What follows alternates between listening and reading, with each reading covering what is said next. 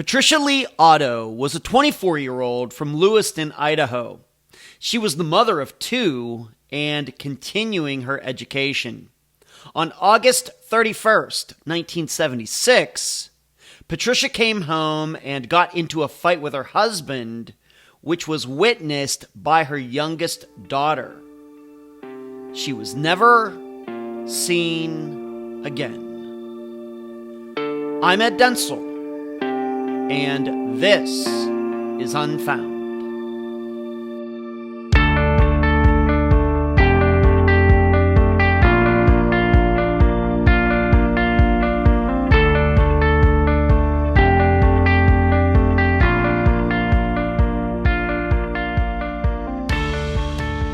In going over Unfound's history for preparation for this episode, I have to say that for a podcast that only features unsolved disappearances, we sure do have unusual stories regarding bones, skeletons, and forensics.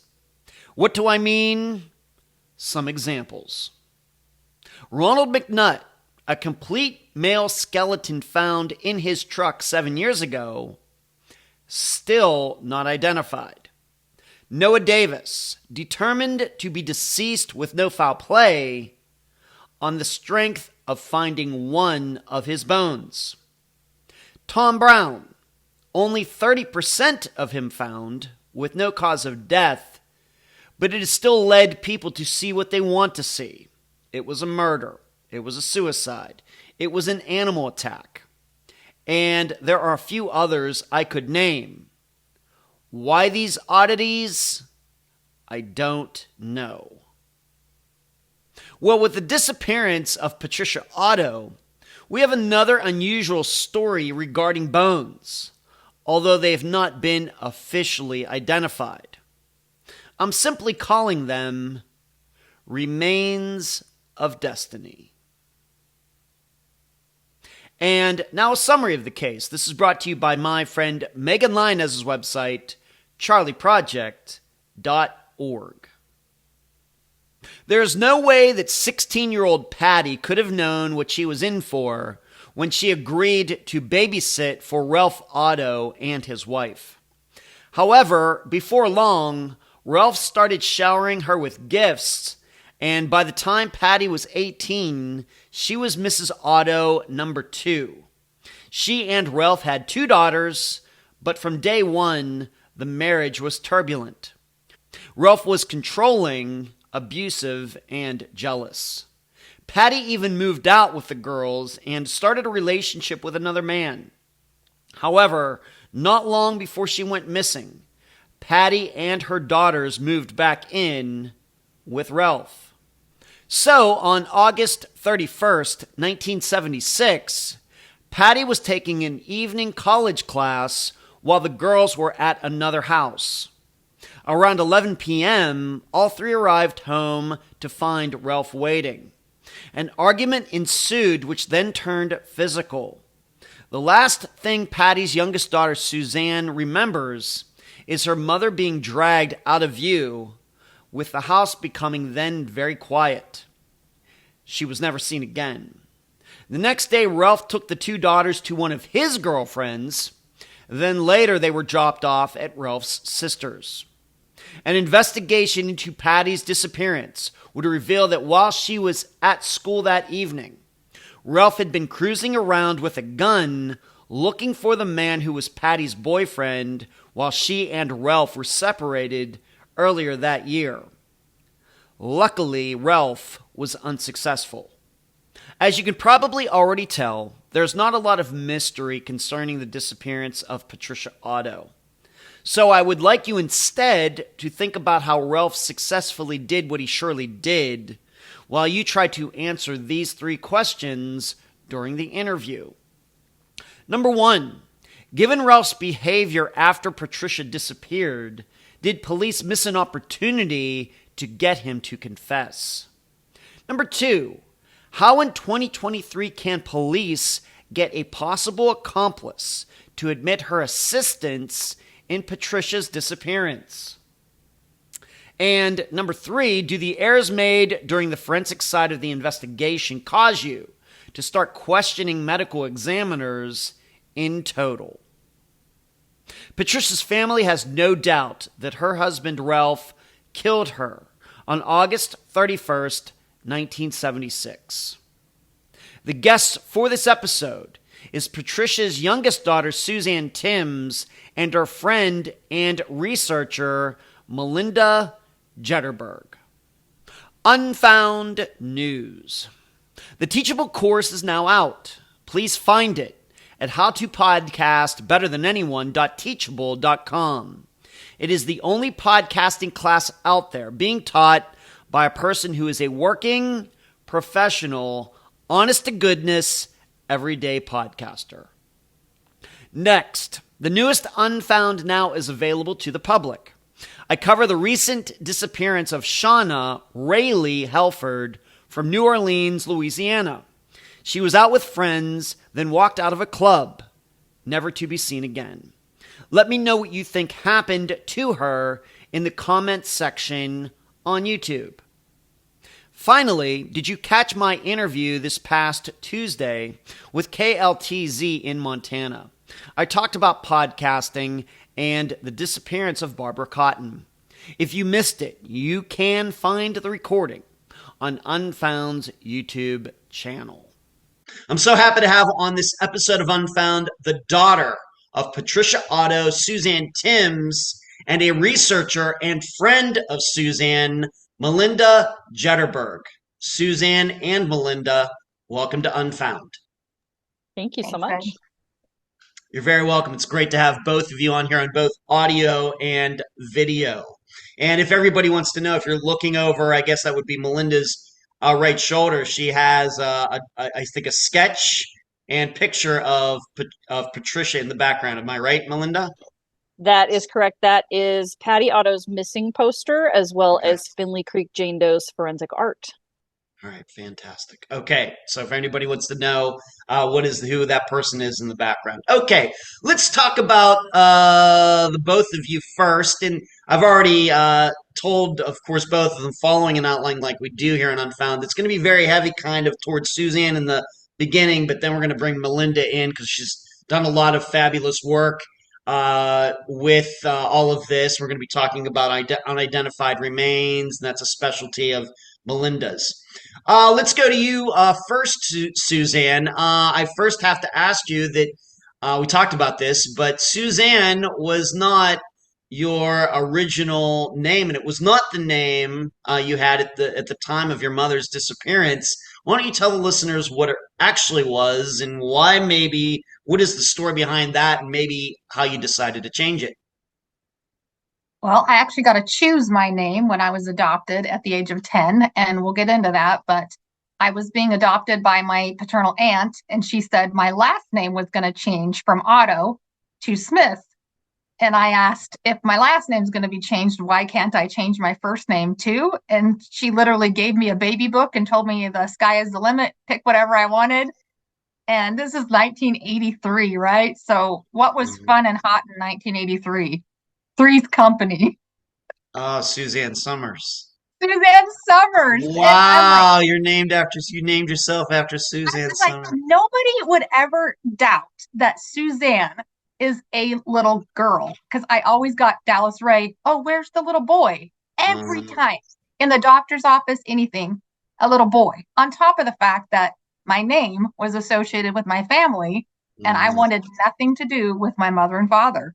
Okay. I wanted nothing to do with the Otto name. I wanted nothing to do with the name she had given me, because for many reasons that we'll get into, none of that sounded good to me. So I got to pick the name. So when we talk about my childhood, I was telling you, it feels like we're talking about Dallas and her story.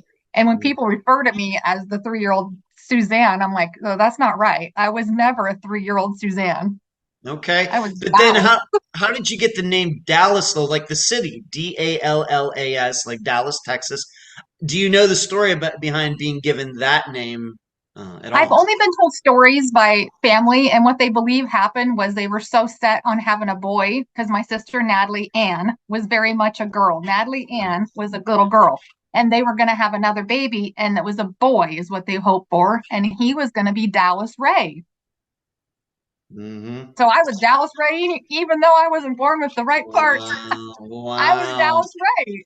I mean, if I would have had a middle name like Anne, that's definitely female, maybe it would be better. But Dallas Ray it's 100% a masculine name. Right. And I had zero hair. So here's this bald kid in jeans and a sweatshirt, flannel, like I'm right now. I look like a little boy. What was it about Dallas though? Do you have any idea why it was Dallas? Like this is, of course, you're growing up in Idaho. It's not Texas. Were they fan of like the Dallas Cowboys or something? They didn't give me any specifics on why it was Dallas, whether it was after the show Dallas. I honestly don't know. Could have been, we're talking my father. It could have been some pornography. Who knows? Oh, okay. All right. All right. So we have to understand that, just so the listeners know, the time of her mother's disappearance, of course, Suzanne was very young, but her name was not Suzanne at the time. It was actually Dallas. All right. Just so everybody understands that, everybody here was all very, very young when Patty went missing. So let's move over to you, Melinda. We're going to get maybe into a little bit of your deeper background, some of the work, how you got involved in all of this a little bit later. But why don't you just tell the listeners a little bit about yourself? Maybe you have an interesting name story too. I don't know.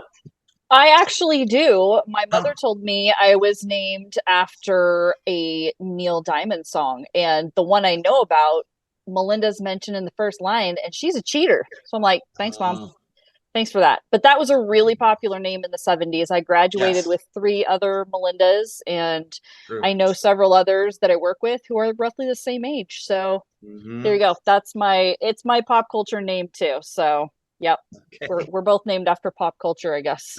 Okay. All right. Interesting. I was eventually named after my dad. I'm nice and boring. Anything else, Melinda, you want to say maybe a little bit about yourself? Like I said, we'll get into your true crime investigation background a little later when it becomes really, really relevant. But anything else?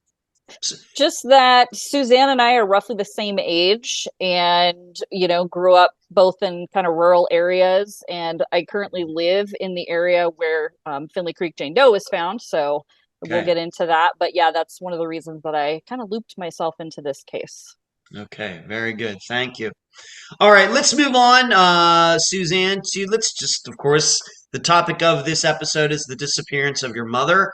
Of course, you were very young at the time, and you do have some memories that we're going to talk about regarding the day of her disappearance. But regarding her personality and interests and everything, what have you learned about your mother? Maybe does she have any brothers or sisters, or from your grandmother? What can you say? We really like to concentrate on the person who is missing, getting to know that person as best we can. What can you say about your mother, Patricia? She did have 2 sisters and a brother, and my grandmother had visitation of my sister and I, so we spent a lot of time with my mother's family. Unfortunately, all those years growing up, they weren't allowed to talk about my mom, so I wasn't told stories about Patty and what her personality was like or things that she enjoyed doing. I understand what happened is that they questioned us about what happened that night, and my dad became furious and he threatened to remove visitation if they brought Patty back up. And I've said this many times before, she didn't just disappear from my home. She disappeared from every aspect of my life. I even feel like they removed the photos so that if Mom's picture was sitting there, I'm going to ask. And everything just disappeared. There was no photo of my mother in my house, my father's house. There was one at my grandmother's house that I've been searching for years, and we'll talk about that. So what I've learned about my mom through our investigation is what kind of person she was. And every person I talked to completely turned around the image that I had of my mom. I was under the impression that she left on her own. She didn't want to be a mom. She ran off with some other man. She just wanted to go party and leave. That's not at all what her friends and family tell me about her now. I've learned that she was genuine and kind and a talkative person and funny and silly and a person who enjoyed baking and crafting and, working on her home and gardening, all these things. Nothing of that paints the picture of this woman who runs around and up and leaves her family and doesn't want anything to do with her children. She was very much a mother and focused on being a mother. And she was going to school full time. So she's attending school. She's educated, wants to be independent. She seems like a very special lady. And it's just a very different opinion of what I grew up believing. Interesting. What was she getting her edge? So like you were talking about like college classes. She was going to college or a business school or something like that. Do you know what she was taking? What was she was going to Valley Business College to get a degree in business, and I couldn't tell you exactly whether it's business management, but she was taking evening classes for this at this Valley Business College, and that's where she was at the night she disappeared, was she was attending her college course, and she had brought us to her parents' house like she always did. She never left us at home with my dad. So she brought my sister and I to her parents' house, and Mom came to pick us up that night, and that's the last time that she was ever seen. Okay, very good. Now you did, of course, talk about you have a sister. Remind us, older sister, younger sister? Natalie's 2 years older than me. 2 years older. Okay, all right, and we'll come back. She has like the same experience kind of for a long time. Your mother just not discussed, maybe even to the point of being misled about who she actually was. Natalie had the same kind of experience. Yeah, and Natalie was very determined that Mom was coming back. Like when I changed my name, that really upset my sister because she said, "How is Mom going to find us if I have a different first and last name?" And she was very much under the impression, even when I got married at 19, that Mom was going to show up at my wedding. Oh my. Yeah. Okay. And so she has decided, of course, she changed her name, but she kept her name. She's Natalie to this day, and she kept the Otto last name. No, she did not. She went with Smith, and then she was married and changed her name when she was married, Okay. but she definitely wanted to stay Natalie. Mm-hmm. Okay. All right. Gotcha. No, of course, your mother's marriage to your father, Ralph, is going to be, plays a huge role in this disappearance. Nobody can deny that. Have you ever learned how the two met? What kind of relationship did they have before, you two came along, or maybe one or Natalie came along before they got married, or whatever happened there? Do you know how they met? What kind of relationship they have, or like high school sweethearts, anything like that? You could partially call it high school sweethearts because my mother was 16 years old when she was coming down to my father's house, who was about 5 houses away from us, and she was babysitting for my father's girlfriend when she was 16. Okay. Dad moves the girlfriend out, and he starts pursuing Patty. He showers her with gifts. He gives her a Thunderbird car. He buys her expensive clothes. He really, really grooms her. Wow, he laid it on. And by 18, he's marrying her. And my father is, at the time, a 38-year-old divorced man. Wow. So there was a big age difference here. 20 years? Big age. 20 years. Big age. 18, it's 18 years, 18, right? 18. Yeah, wait. He would have been 36 then, not 38. Okay. 18 years, 18, 20, it's all in the same range. Yes. Okay. All right. Wow. Okay. So big age difference. Have you learned how your family felt about that? I mean, that's a big age difference, especially since she was the babysitter. How did your grandparents feel about that? My grandparents tried to be supportive of my mother's relationship with him because they learned with their older daughter, if they pushed, the more you push, the more they're going to do it, the more they insist on doing it. Okay. So the older daughter had wanted to go off and get married, and they were hoping that she would just kind of take her time, and they pushed against her and said no, and she ran off and eloped. So when my mom started admitting that she was dating this older man, they tried hopefully she'll, figure out that that's not for her and move on. I mean, it's not like he's some attractive billionaire who's. Okay. All right. We have to remember, and just to remind everybody, this is your, of course, biological father that you're talking about. And, you're just being very honest about, I'm being honest. what you think about him, and, and everybody's going to learn eventually that he's not with us anymore. And, for this, for this discussion. All right. So she's the babysitter. She then becomes his wife. Had he been married before, or, He had Yeah, been? so my father had gotten married. He was only 17 and he married a 14-year-old girl prior to marrying my mother. And they actually divorced and remarried shortly after and divorced again. That marriage ended, and the reason for divorce on the certificate that actually Mel and I found is extreme cruelty. So that was during the time when you had to have a reason for the divorce, and it was extreme cruelty. Now, she denied that there was abuse. However, family has witnessed and shared stories about the fact that that was ongoing abuse with his first wife. When my mom came into the story, it seemed all, fantastic at first. There's this honeymoon phase where everything's wonderful and he's showering her with gifts. And then it becomes evident that his alcoholism is an issue. And my mom starts to get a little bit more strong in her own personality, and she starts standing up to say, I'm not going to be around this. So there were times that she would put her foot down and she actually would take us and leave. There was the time she moved in with her sister, and there was another time she left, filed for divorce, and was completely leaving him. My dad went to rehab. The rehab said it's a wife's responsibility to help him through this sobriety, and he won't make it unless you are there to support him. So she went back for the last time in May of 76, and she disappeared in August. Okay. Going to Melinda just for a moment regarding, is that something when you got involved you found regarding this prior divorce and finding about this extreme cruelty? Were you looking for that? Was that something you just happened upon, or were you specifically looking? Did you do that together, Melinda? What can you say about that? The way we work in this group, because we have a group of us, it's not just myself and Suzanne.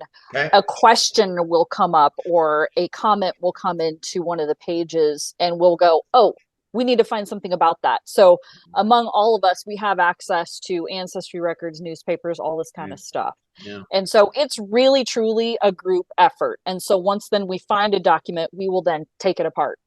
So 100%, whenever something comes in, we will just go down a path and find whatever we can about that thing. And that's how we uncover this kind of stuff. All right. And so when it comes to this prior marriage that he had where there was extreme cruelty was the reason for the divorce, was that something that was just discovered, let's say, within the last 10 years, or is this something that was found many years before that? Melinda? Suzanne's going to have to answer that question because I'm Okay. not sure. Is that something you knew about before? Yeah, no, we just found that divorce. I mean, that wouldn't be something that would be within my reach. The divorce decree wasn't within my reach. It was something that was found by, I believe, by the reporter's notebook that brought that forward. And so it was just, it's public information, right? But it's Right, something of that we course. hadn't run across Yeah. before. And I had never met his previous wife, even though she had known him and had been married to him longer than anyone had. I had never met his previous wife. So that's not something that I had just, in conversation had with her. I have since then, after that discovery, I made a point of saying, I'm going to go meet her. Yeah. And that was very interesting. All right. So just to put this kind of in a timeline, what year did you find out about this divorce decree and everything? Roughly what year was that? Last year. Last year. I mean, Wow. I met Mel in 2021. So this is recent. All this is recent, really. Very recent. Okay. But had you known for years, I guess, anyway, though, that he had been married before your mother? Yes. And as a matter of fact, he carried a picture of his first wife in his wallet. That's nice. Yes. Wow. Okay. That's nice. Sarcastic, of course. How many years were Patricia and Ralph married before she went missing? They were married from 1970 to 1976. So only 6 years. 6 years.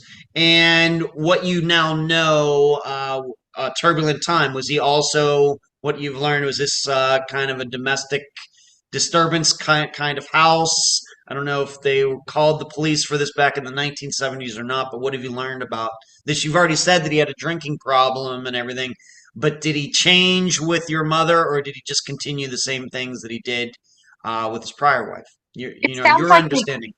Yeah, it sounds like from what we can read in the police reports that the abuse just kind of escalated. But I do want to point out that my mother wasn't an innocent victim in this.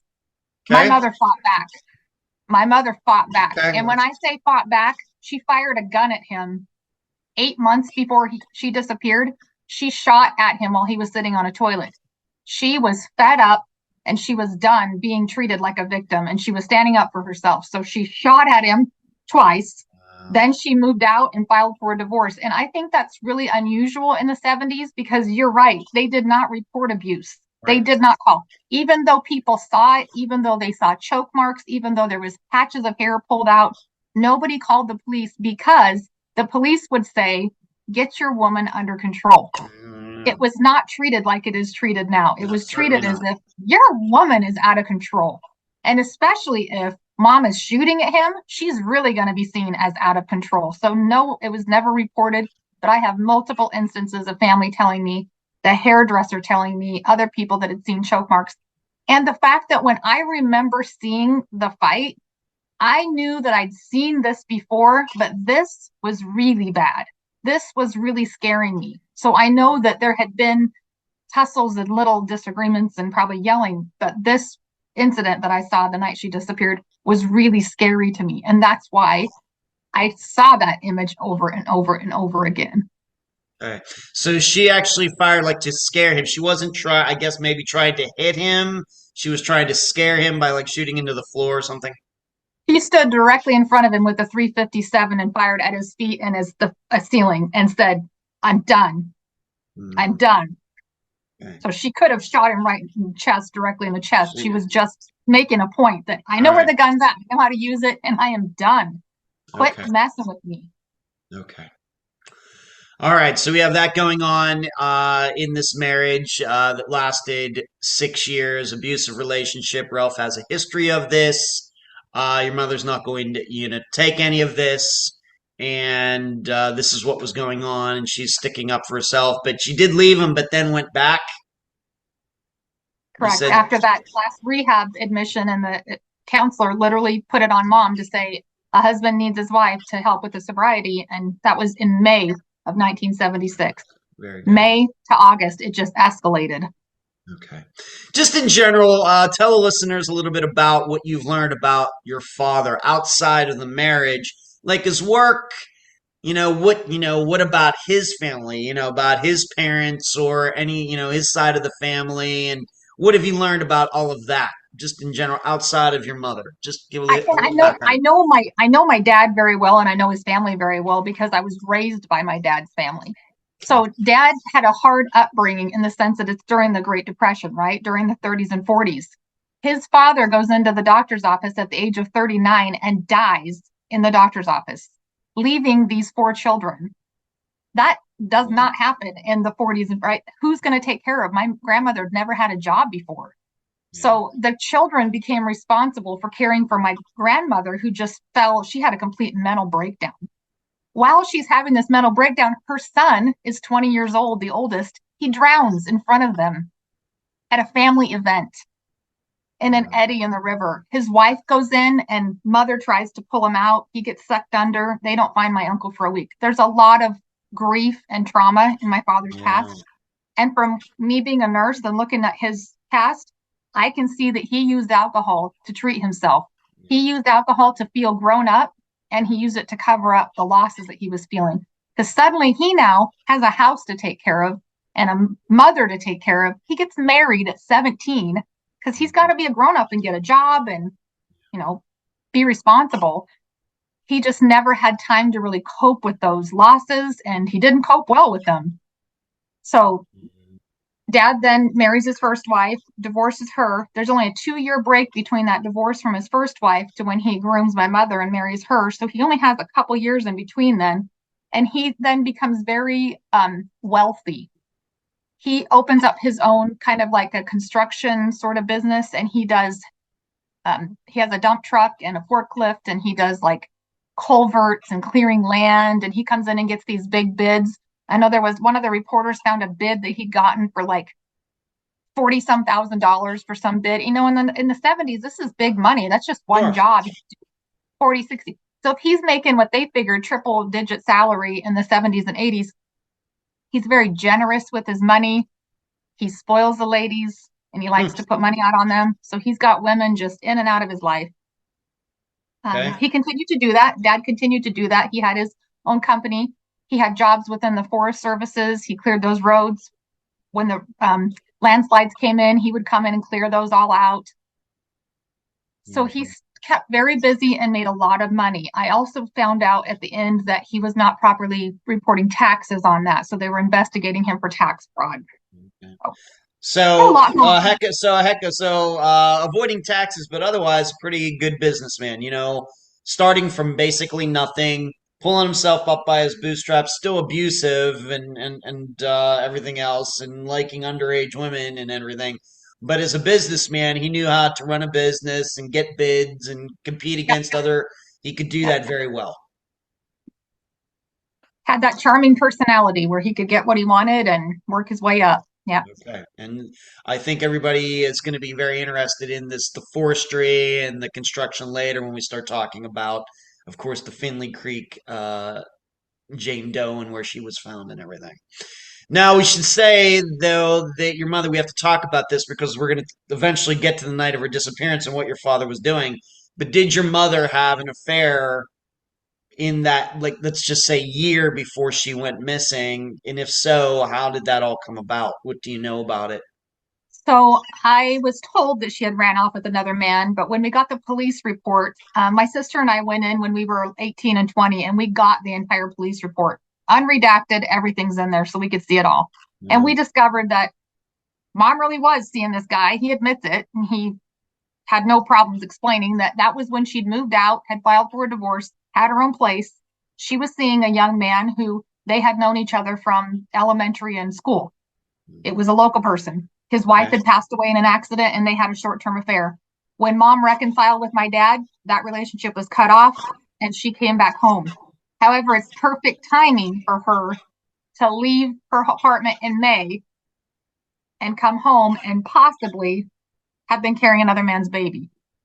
Okay, we'll get to that later. All right, so right? that's She all could right. So possibly we'll have been carrying another man's baby. okay, we're gonna get to that. That is surely in the interview outline. So she did have this an affair.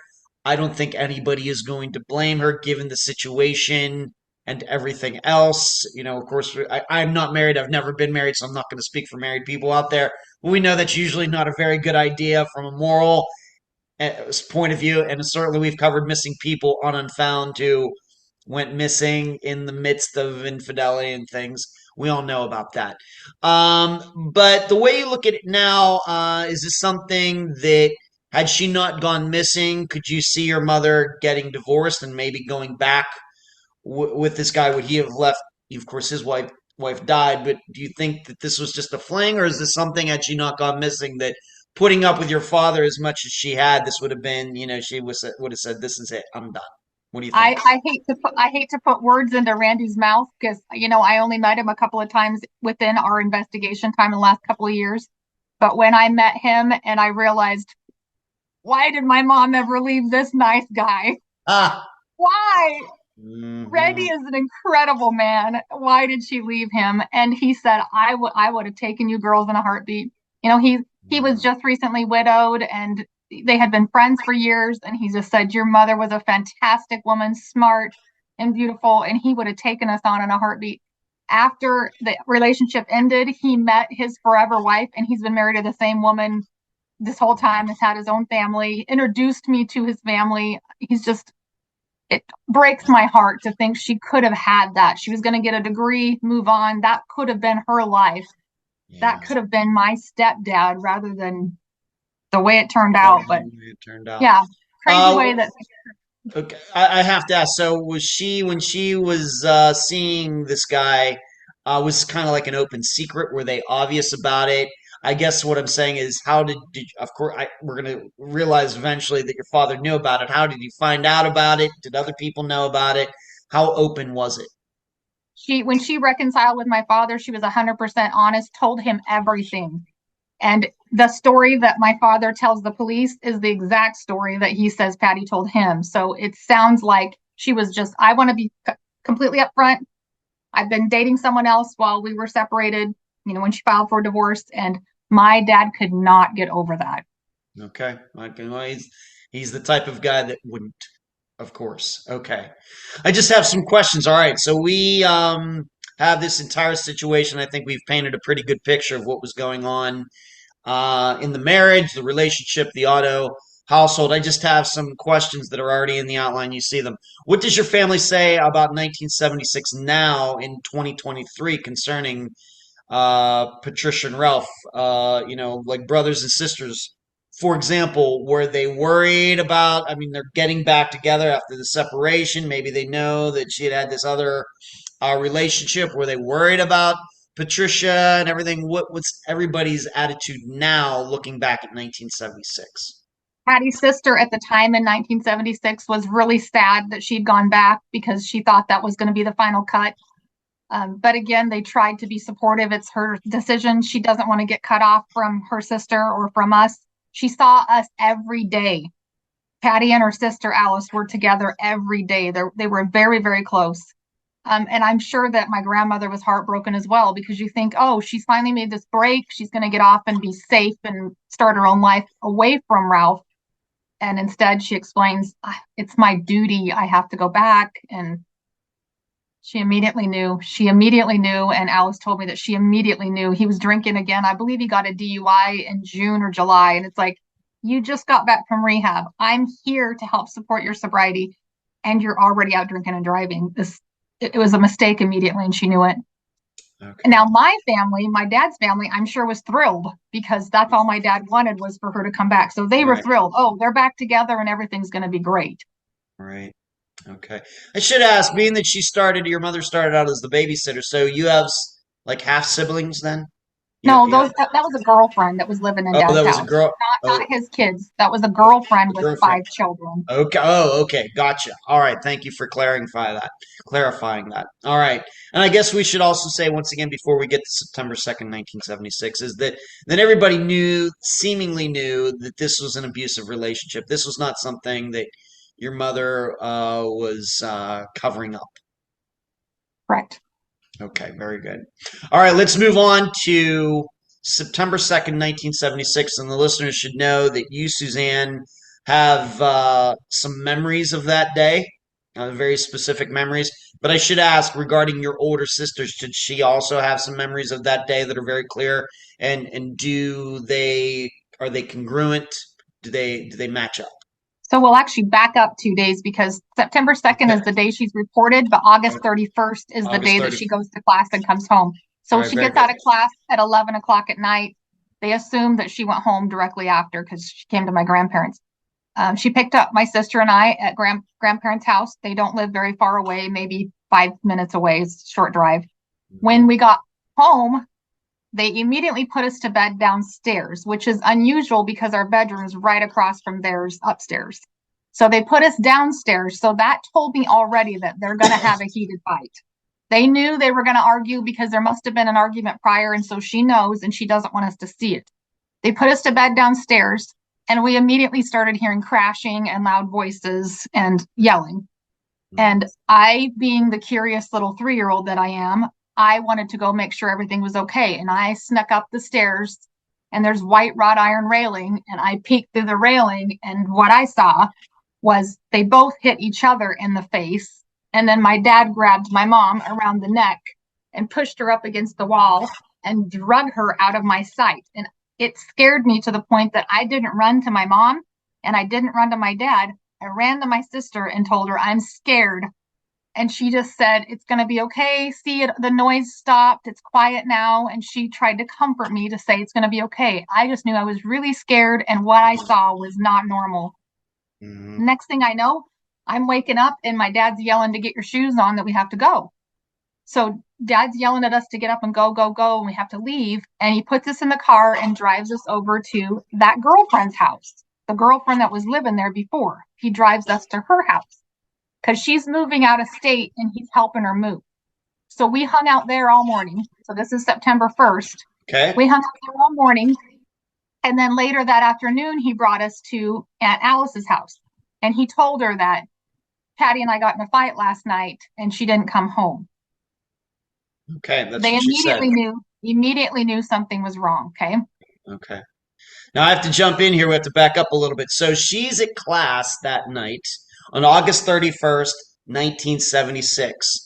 you and your sister somewhere else. She's at this class. She's done. She comes and picks you two up. However, we should know though that what was your father doing that evening? And of course, we've already kind of talked about this, but why he was doing this. But what was your father doing that evening while your mother was getting an education? We didn't find this out till later because this is documented in the police report that a couple hours prior, Dad thought she should have been out of class by 9 o'clock. So he started getting suspicious that she was off seeing Randy again. So he was going to go find him and her together.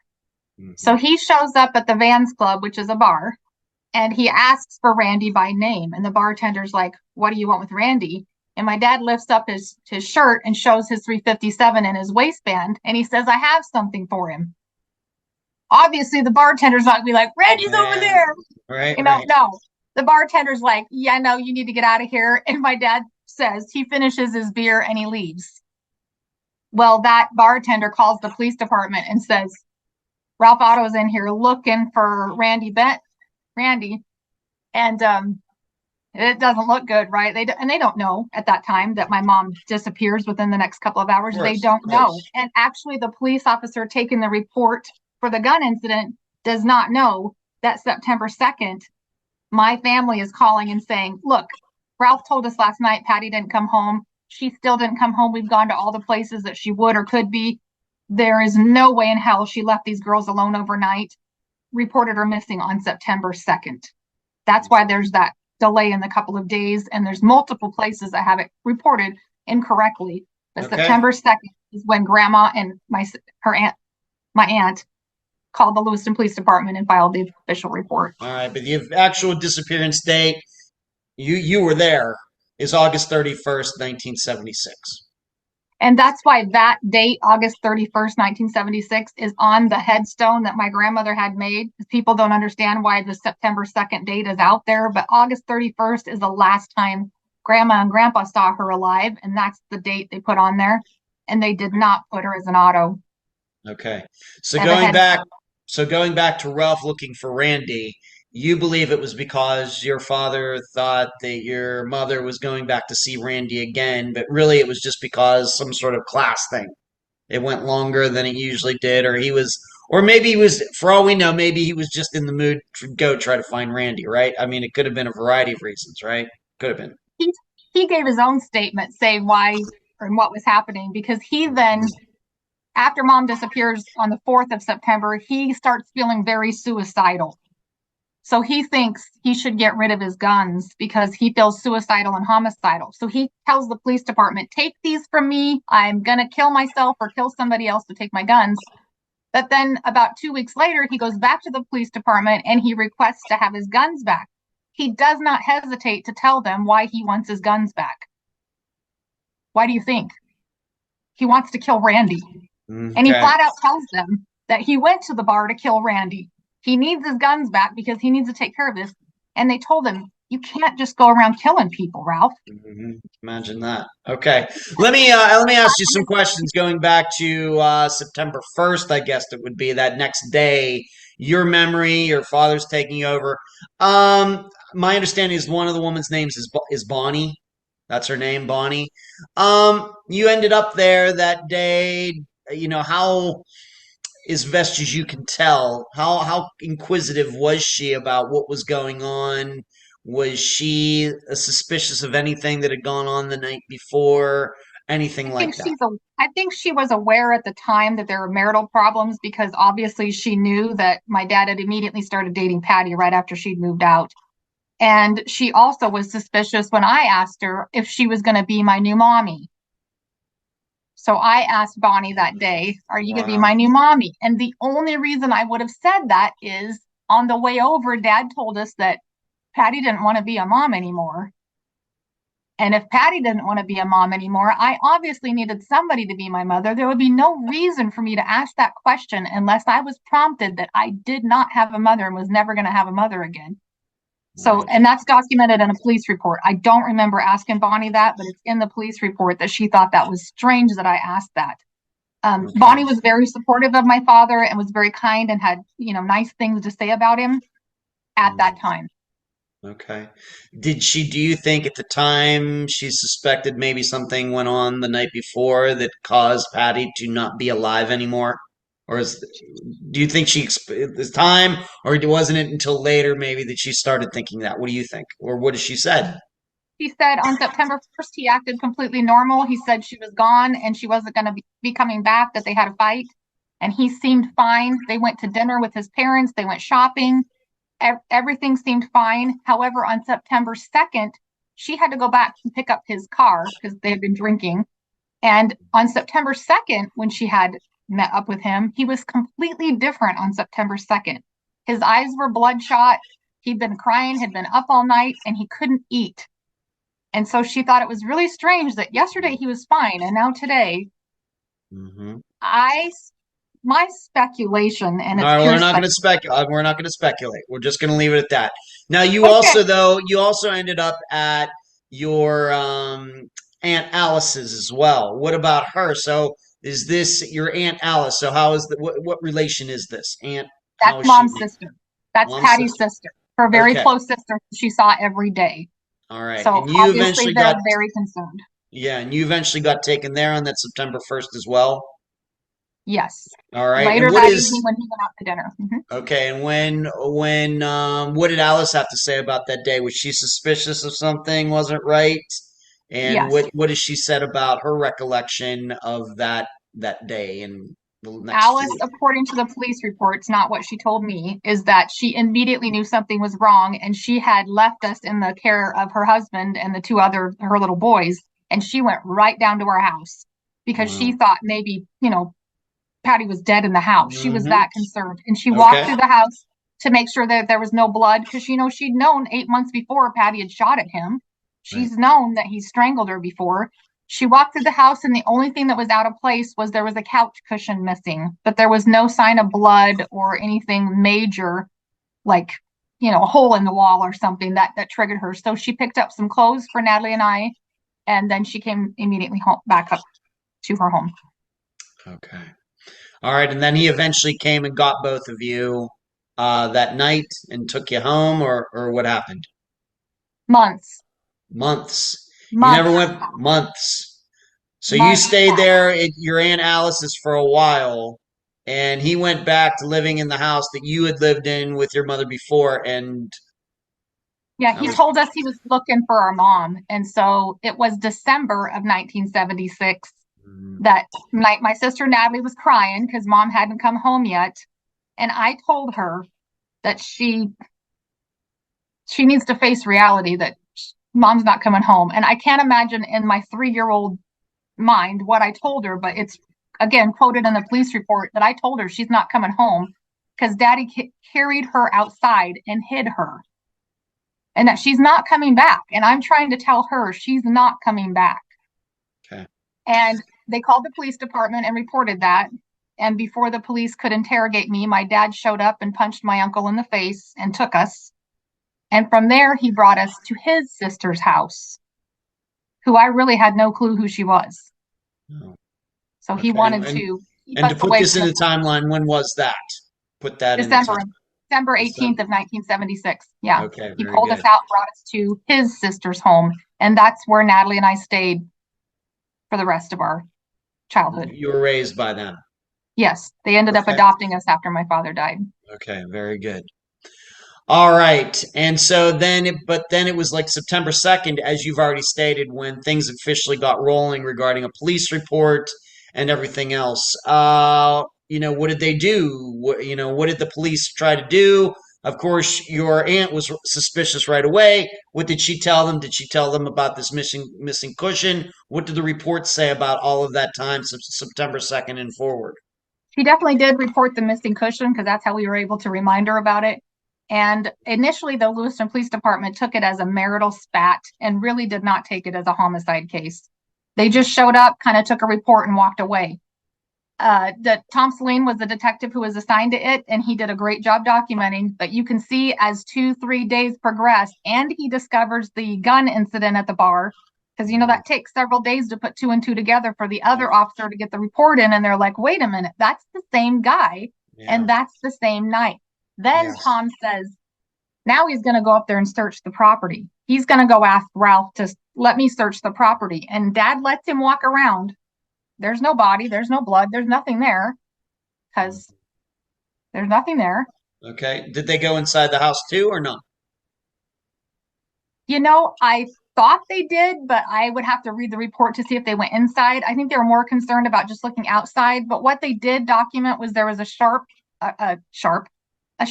and a tarp on the front porch. And that's one of the detective's biggest regrets, is that he didn't confiscate that at the time and say, perhaps there's blood evidence on this. Yeah. DNA wasn't a thing in 76. Was not. But my dad explained it that there was a fire next door and that shovel and tarp were out because there was this fire next door and he had used it to protect a broken window or something. So that was his excuse for that. I'm not sure why you would need a shovel for a broken window, but okay. Yeah, that was his explanation. So they did search the property and did then start kind of like, oh, this isn't looking good. Then my dad's suicidal. He's turning in his guns. He's turning over medications. He's crying and. Right. Yeah, I have a statement here. Just a note here in the outline that he was crawling in the yard like September 2nd or something like that. What's that story?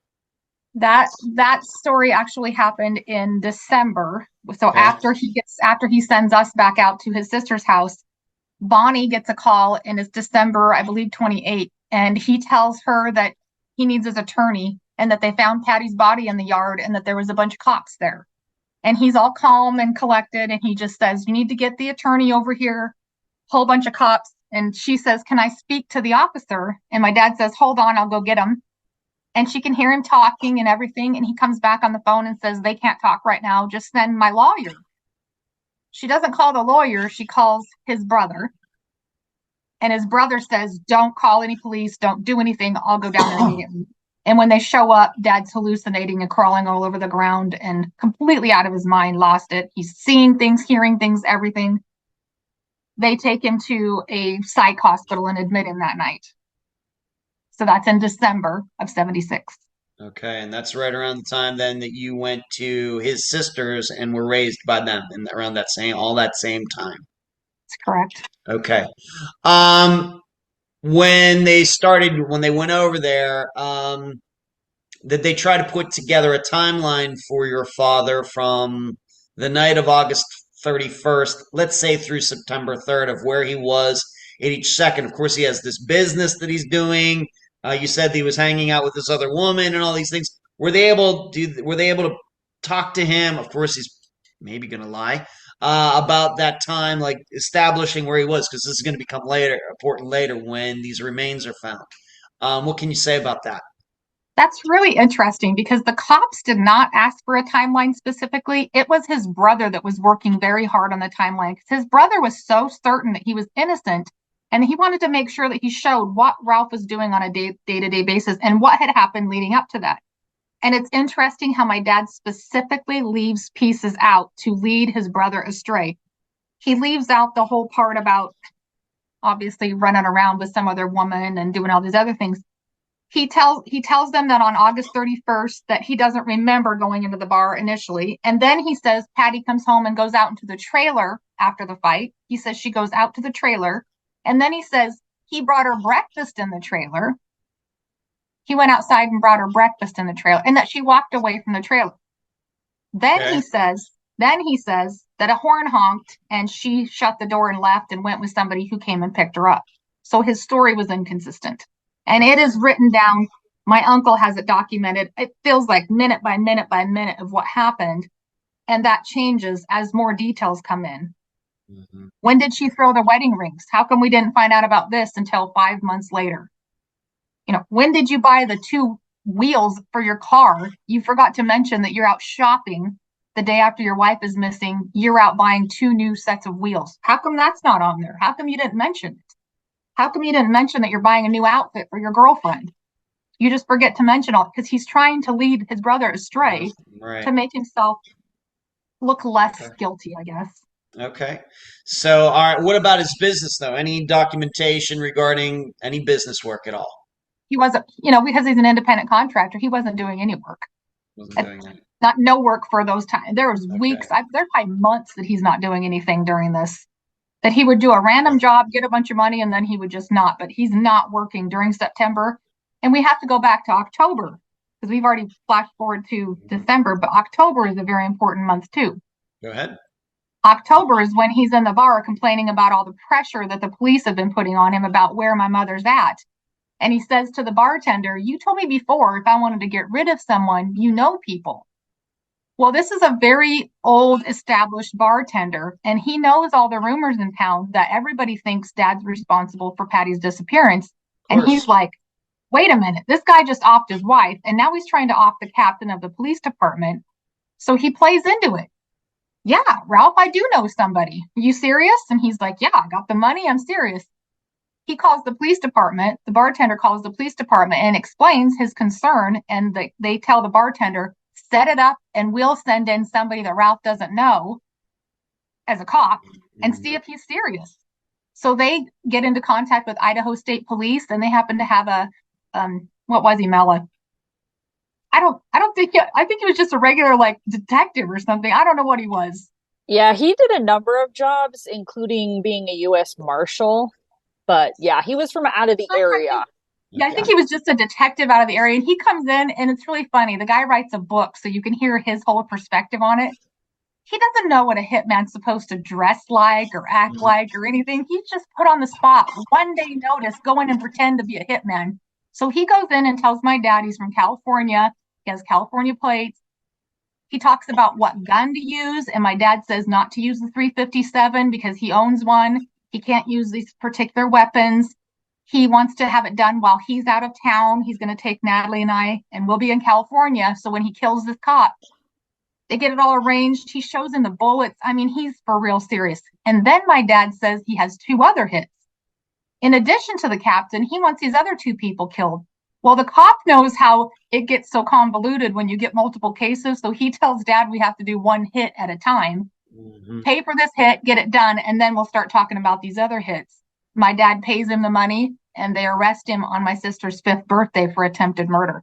2 months. This is August. Excuse me. This is October of '76. So, like roughly 2 months after your mother goes missing.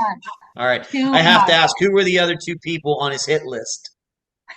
A friend and a judge. Well, maybe I can understand why the judge got on the list. What did the friend do to get on the list, do you think? He sued him and won.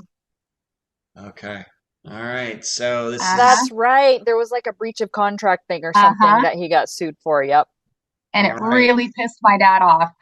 Yep. All right. So this is Ralph Otto wanted to kind of do what Michael Corleone did at the end of Godfather 1, where settle all debts on one day by having all these people assassinated, kind of thing. Unbelievable. Unbelievable. And it's all recorded. The guy wore a wire, and it's all recorded. So it was so damning in court for them to hear. It's not just testimony. It's my dad ordering the hits. I have to ask you, being that you brought it up, have you ever heard that? Have you ever heard this conversation? Does it still exist? I would love to hear it.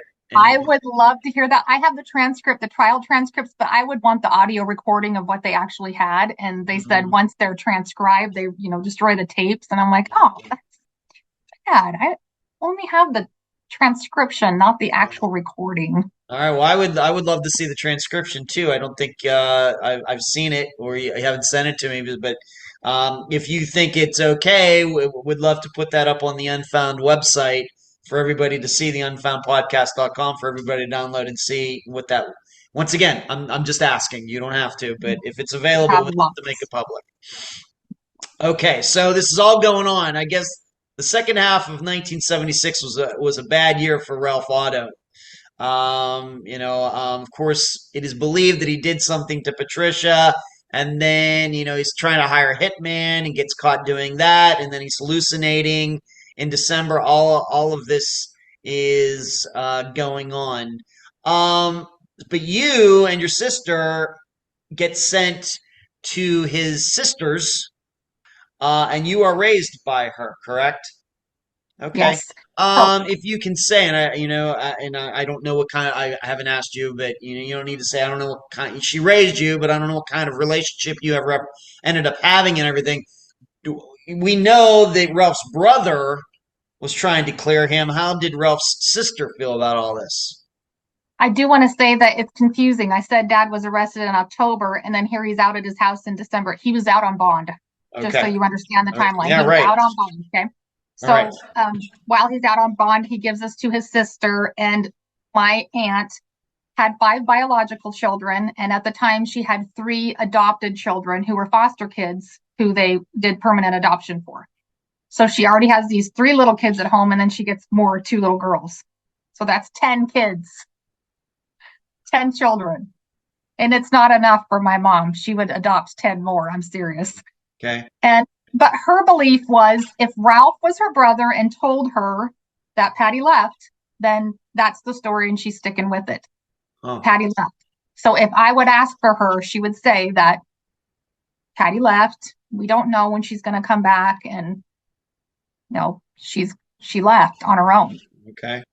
I was never told that my father was a suspect, and we were never told that Dad was in prison for attempted murder. We were never told that he was suspected of Mom's disappearance. It was that Mom chose to leave, and my mom became a bad person in my life. Okay.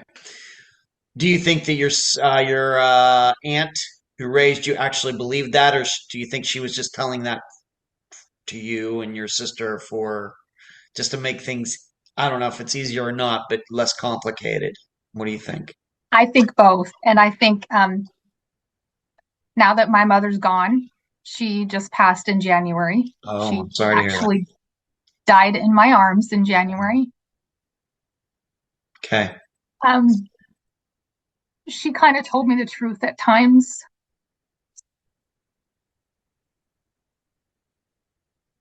I think being a mother myself, she tried to protect me, but knowing that I was lied to my entire life was really hard. And then when it came down to the end, and I kind of find out that my mother was a victim of my father's. Mm. He abused her in ways as a child that she had that victim mentality, that she protected him. Mm. And I love her dearly, but it's really hard to forgive someone for lying to you when you love them so much. And yet I'm like, I know why you did it. Right. You wanted to protect us, because I've already lost my mother. She knows she's not coming back. She knows my dad is responsible. And now I've lost my father. So why would you tell a child, yeah, you just lost both parents. You're just out of luck. You have no parents. You have me now. She was trying to be kind about it. Okay. But all right. And so she raised you and your sister. And so we're not, all right, so, and then he, of course, what happens, given that he tried to hire a hitman, what exactly, my understanding is he got off on a technicality or something, right? Or he didn't go they charged him with attempted murder, and really what they should have charged him with was solicitation of murder. But they wanted to really throw the book at him, right? Because they know he killed his wife and got away with it. And here he did hire someone to kill the cop. But he hired a cop who never intended to fulfill the hit. So he took it to the Supreme Court. He had money. He had a great lawyer, and he fought it and spent a lot of money on it. And he got it overturned, completely overturned, to where they just opened the doors and said, oops, sorry, you can't be recharged on this. You're free. He was out in 1981, and he showed back up on the farm to come pick Natalie and I up after having been gone for 4 years. And when he picked us up and we had to go home, I had a complete nervous reaction, and I broke out from head to toe with hives. They took me to the emergency room and explained that a lot of kids going through a transition will have, anxiety, and this is just anxiety. And I'm like, you people are sending me back into the house of the man who strangled my mother, and everybody around me is telling me that I'm having bad dreams, that these are bad dreams. I know the difference between a dream and reality, and there is no way a dream could scare me that bad. There is no way that I would continue to be that frightened about it. I had to live with him for that entire year, 81 to 82. And at the end of my second grade year, he decided he was too drunk and not well enough to care for us. And he brought us back out to the farm and said, I can't do this. I can't. And thank God I'm back out here with normal people. Yeah. Normal people who are functioning in these good Christian family. And in that following year is when Dad died. Okay, right. Okay. All right. So all right. So he died in what year? 1983? Correct. All right. From natural causes? No. He was Okay. being booked by the Lewiston Police Department on a warrant for a theft charge, and he died within an hour of being in their custody. They said he was so drunk he couldn't stand up, but yet his blood alcohol level is negative. He had a cardiac arrest, not a heart attack. A cardiac arrest means his heart just stopped for some unknown reason with no issue of heart disease. And he was missing 11 patches of skin all over his body that they could never explain. But it was ruled a cardiac arrest, and he was just quietly buried, and nothing ever happened with that. Okay. And do you remember being told that your father was dead? I was told that he had a heart attack, Mhm. and we were able to attend his funeral. And that's pretty much what happened, is we were told he had a heart attack. And I'm 10. I have no idea what that even means, right? Yeah. All right. And so, with him dying in 1983, if he had anything to do with your mother's disappearance, then it all went away when he died in 1983, right? That's what we thought at the time. Right. Okay. Now I'm finally going to bring Melinda. She's been very, very patient into this. We're going to now backtrack to 1978. So this is roughly 2 years after Patricia goes missing. And remains are found in a place called Finley Creek. Melinda, why don't you talk a little bit about Finley Creek? What have you learned about it? And where and when, how were these remains? And there's a huge coincidence that I'll eventually talk back to Suzanne about. But can you explain these remains that were found? Where is Finley Creek in relationship to where Patricia and Ralph were living? Let's talk about that now, Melinda, bringing you into the discussion. All right. I actually don't mind waiting because it seems like every time I hear this story, I hear some new detail that I had not heard before because it's so complex Yeah. and so convoluted. And I was just sitting here thinking, Suzanne often says I sound crazy when I tell the story, but everything she says is backed up by police reports. That's the thing. They documented pretty much everything on Patty's side. So that's amazing. But Right. Finley Creek, for one thing, is in Oregon. So we're no longer in Idaho. We're in Okay. Northeast Oregon. And this area is, if you look it up historically on a map, you'll see references to the Finley Creek cow camp. And what that was kind of a staging area for when ranchers would drive their cattle back and forth historically. So there's been cattle drives there. There has been kind of like pop-up mining camps there historically. And it's also an area that has hugely been used for hunting. So elk hunting, bird hunting, mushrooms, berries, all kinds of things, because we are surrounded by mountains. Okay. And these remains were found 2 years almost to the day after Patty disappeared, because it was at the end of August in 1978. Wow. And these remains were found initially by a teenage boy who was there with a hunting party. They were coming down off the hill for the day, and he notices right on the deer trail what he thinks is a human skull. Wow. And so he looks at it, leaves it there, doesn't touch it, goes and rejoins his party, and it sounds like he was in a bit of shock because he didn't say anything right away. But then eventually the rest of the people with him are like, "What's going on with you?" And he finally says, "I think I found a body." And so several members of the party then go back to the rough area of the hillside where he thought he saw it. And they had to search for about another hour. And they were about to give up because it was getting dark when a different boy and his dad came across the body again. And they noticed, yep, that's definitely a human skull sitting there. And then they saw some other bones sticking up out of the dirt, including leg bones with shoes on them. And they could see the teeth, and the lower jaw was disarticulated and kind of laying off to the side. And they were for certain that this was a human that they had found. Mm-hmm. Okay. And just to ask you, how far is Finley Creek from where Patricia and Ralph lived at the time? What is the distance there? It's about 3 to 3.5 hours. All right, so not close. Not close, but not like across the country. Right, all right. But somebody wanted to round trip it, let's say, it would be 7 hours, and that would not include taking the body from a car to that spot. And my understanding was that the body just wasn't laid on the ground. Somebody tried to bury it, I guess unsuccessfully, but tried to bury it. So that would take time. So we have 7 hours of driving time, then at least another hour or two. So this could have been like, might have been an 8 or 9 hour job. If we're to think that this is, and we're going to get into whether this is Patricia or not, but it would have taken like 8 or 9 hours to do this completely. Correct. Roughly. Mm-hmm. All right. All right. So it did look like, though, it was partially buried. Do you know why? What were the circumstances? Did somebody just not do a very good job of burying it? Did the animals get involved? What is your understanding as to why it seemingly was buried, but then all these different bones were right on the top of the ground?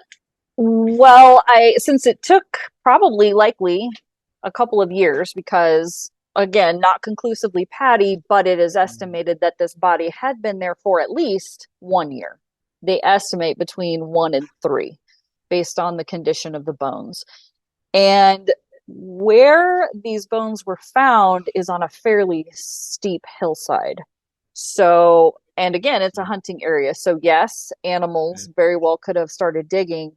However, we also get a lot of rainfall in the spring and a lot of snowfall in the winter.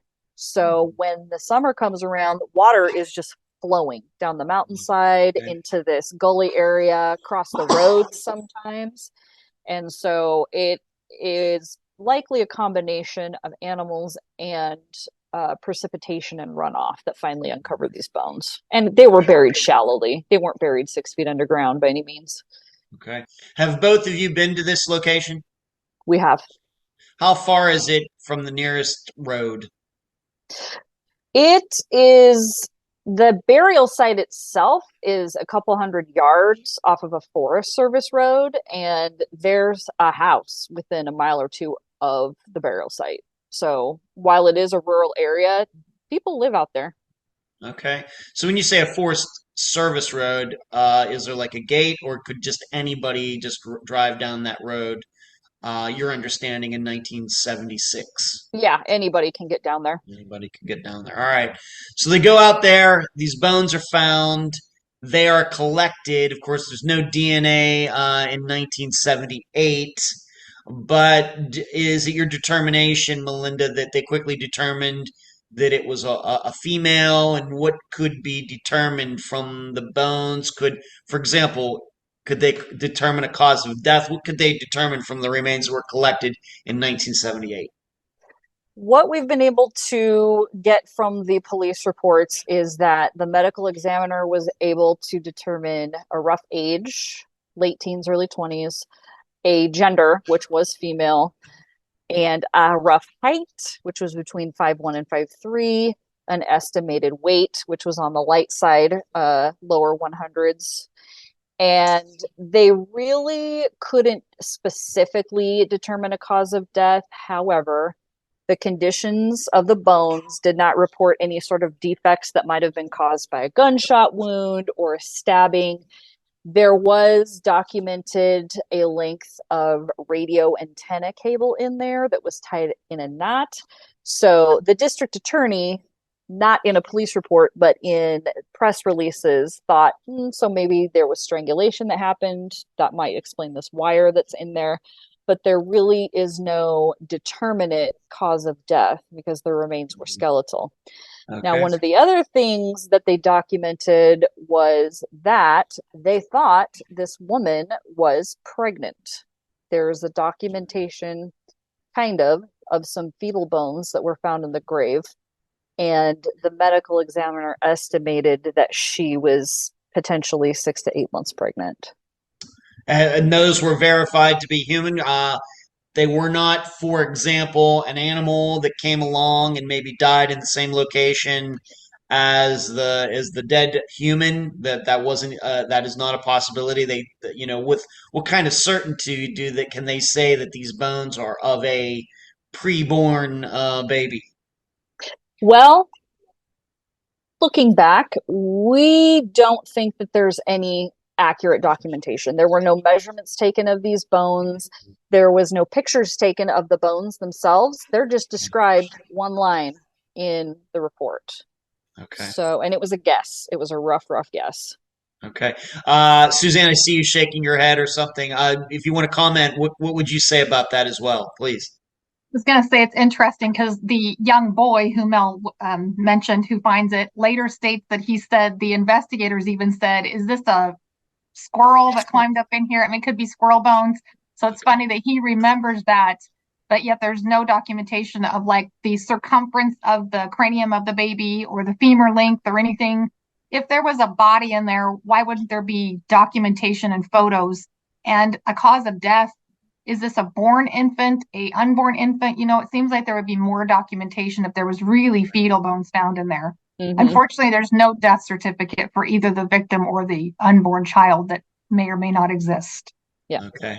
For either one of you, maybe I'll just go to Melinda on this. When these remains were found in 1978, we're going to get into some other remains that were found because it kind of created this confusion. Was there ever any news reports, anything ever put in the media, remains found? Like, we know that happens today, but back in 1978, was there some sort of, if I went to newspapers.com or something, is there any articles that were ever written about this discovery? There were a handful of articles that were written. They did use the media to try to, put out information about this body. In fact, those news articles did catch the attention of one of Patty's relatives. Okay. And that prompted that relative to get a hold of Lewiston PD and say, it might have been, I don't know who they got a hold of actually, but it did catch the attention of a family member who said, "Hey, this body was found over in Eastern Oregon and it was wearing a white shirt and red pants. I know that's what Patty was wearing. Could this be her?" Mm-hmm. So that did kick off a comparison.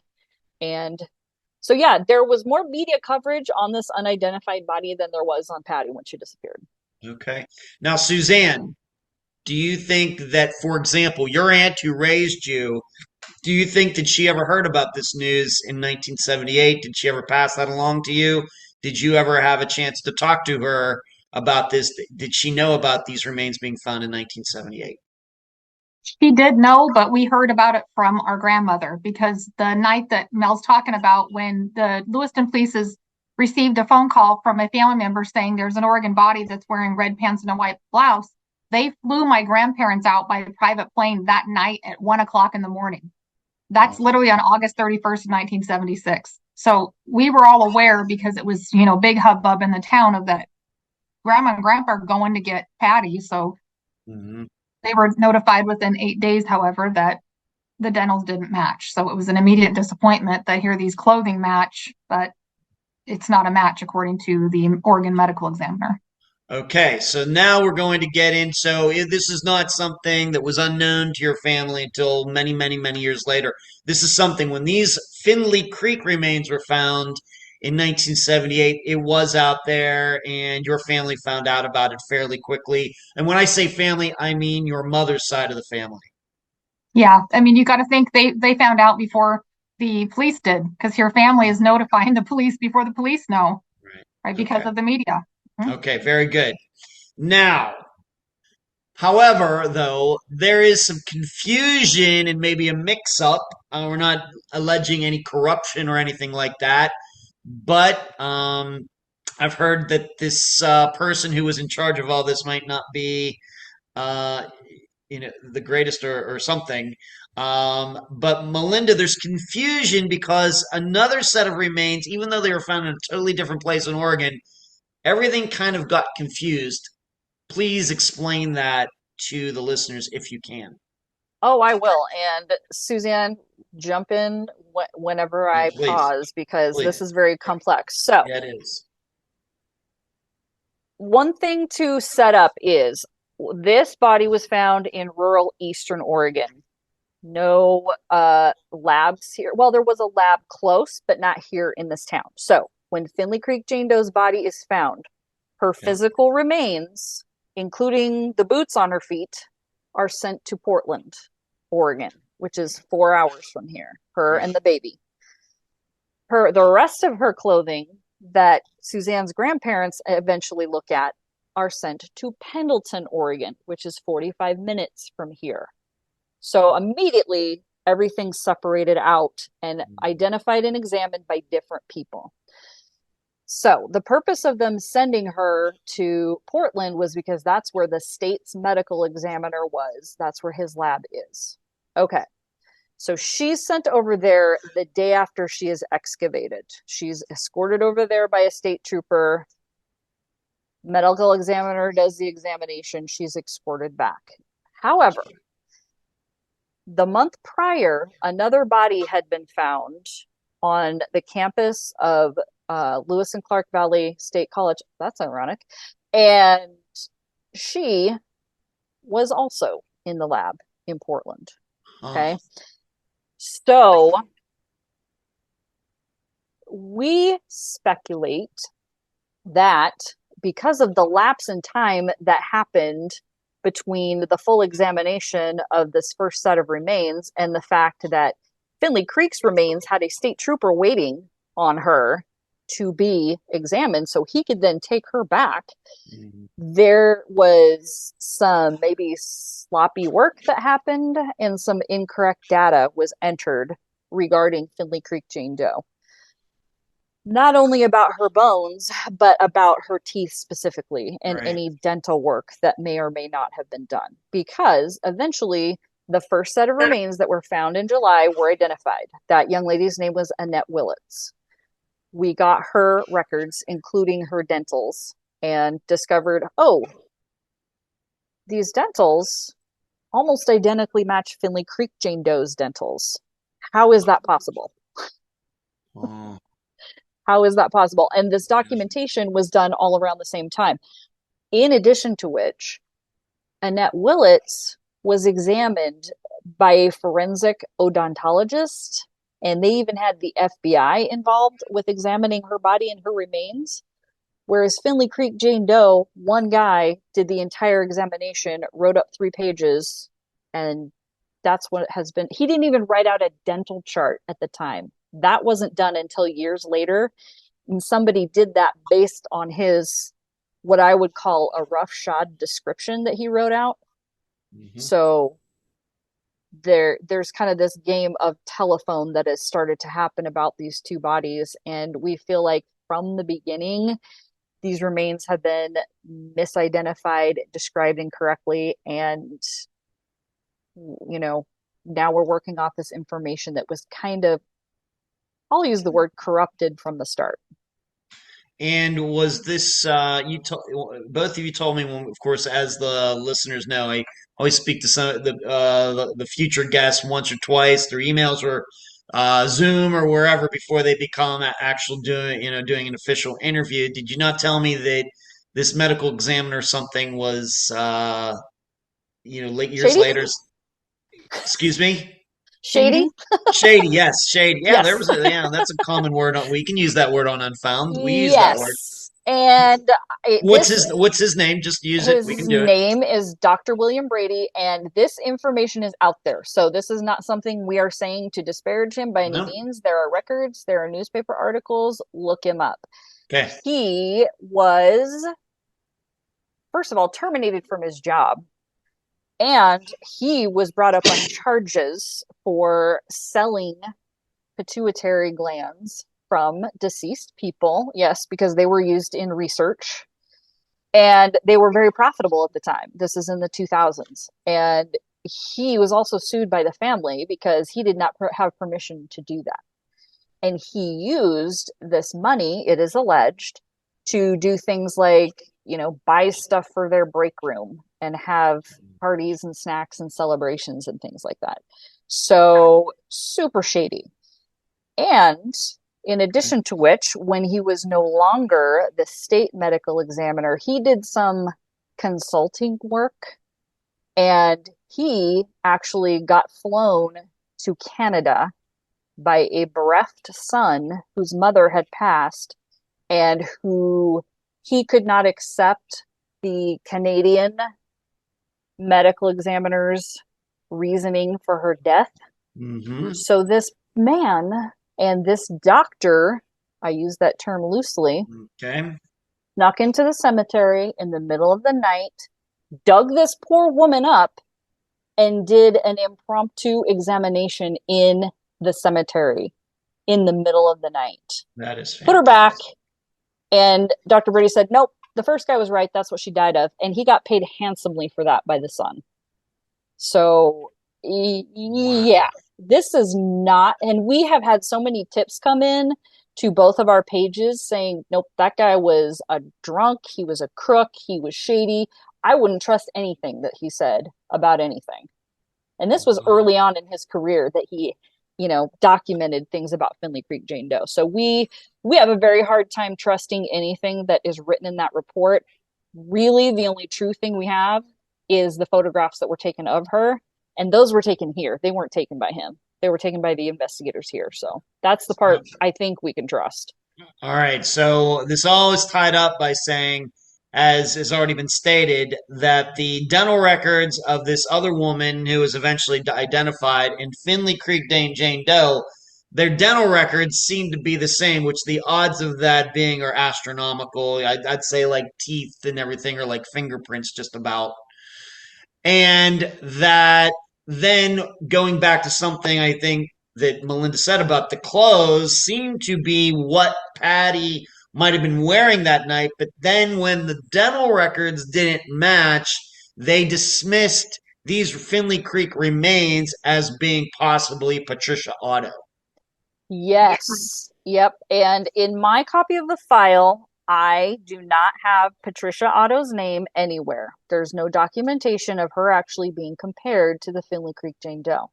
Somehow, some way, later on, 40 plus years later, I get forwarded a document that Dr. Brady wrote saying, I have compared Patricia Otto to the remains that were found in Union County. And he did this big description. And Suzanne, you'll have to refresh my memory. He either described Finley Creek Jane Doe's teeth completely wrong, or he described Patty's completely wrong, and that was his reason for the rule. He said it can't be Patty Otto because this body has unerupted wisdom teeth. That's right. Unerupted means these wisdom teeth haven't come up, and you can clearly see in the autopsy photo all 3 wisdom teeth are fully erupted. So it's like, that's not what you have on that body, but that is what happened on Annette Willett's body. She had the unerupted. She had the extensive dental work. She had the 12 fillings. Finley Creek did not. Nope. Wow. Yeah. Okay. All right. So there's the confusion. So I guess it could be it's possible. Once again, I think we're really leading the listeners to believe that Finley Creek Jane Doe, and we're gonna, is actually Patricia Otto, but we're gonna get into some more recent things that have gone on, than trying to really, really determine this. And this disappearance does remind me of the disappearance of Ronald McNutt from Northern California. Very similar circumstances where remains were eventually found, but there was a mix-up and a whole bunch of other things put together that even though his remains, bones were found in his truck, they still can't identify as it as being Ronald McNutt. And this is a much more recent disappearance from the 2000s. So this is all kind of reminding me of that. All right. So we know all about this. So I guess what we're saying is, if somebody, this Dr. William Brady, if it's been somebody else, or he'd been a better doctor and more organized and everything, if it is Patricia, this could have all been resolved over 40 years ago without DNA, any technology that has come on like in the 1990s and forward. It could all been done back then. Absolutely. Okay, very good. All right, we're gonna get to what happened to those remains in a bit. So, going back to maybe to Suzanne now for a little bit. Thank you very much, Melinda. We'll be coming back to you in a bit. We haven't got into how you even got involved in this first place, how you know all this. We're gonna get to that in a second. But of course, you've already stated, Suzanne, that your father dies in 1983, and I should ask you, did he ever, in a moment of weakness, ever state anything about having anything to do with Patricia's disappearance, anything. Even like we're going back to talking to this fake hitman, being that he was getting recorded, he's talking about hiring. Did he ever, in a moment of weakness, intimate that he could have killed your mother? I believe yes. And that was in 1978 after the detective had gone to see the Red Pants Doe. And he went and told my father that I'm going to give you one last chance. I thought we found her over there in Pendleton because they had a woman. And my dad said, Pendleton, yeah, that's not her. But what he says during that interview is, he says, Patty, did you kill Patty? And my dad said, I've gone over and over it in my mind, and I don't think I did. A person who did or did not kill someone does not say, I don't think I did. And in that same interview, he says he's tired of going in the pill line. So he doesn't, I'm going to take those psych meds because he knows that everybody in prison knows that he's there because he killed his wife. And he just flat out says that. Everybody knows I'm here because I killed my wife. And then he corrects himself again. And then he also says that when he asks him what he would do with the body, he immediately has answers as to what he would do with the body. I also think a really innocent person would be like, I don't know. I've never thought about that because I've never been in that situation as to what I would do with the body. He had a lot of really quick, immediate answers as to what he would do with the body because he had those conversations in his mind. Right. I'm going to do that. No, I can't do that. That's the best one. Yeah, I'm going to do that one.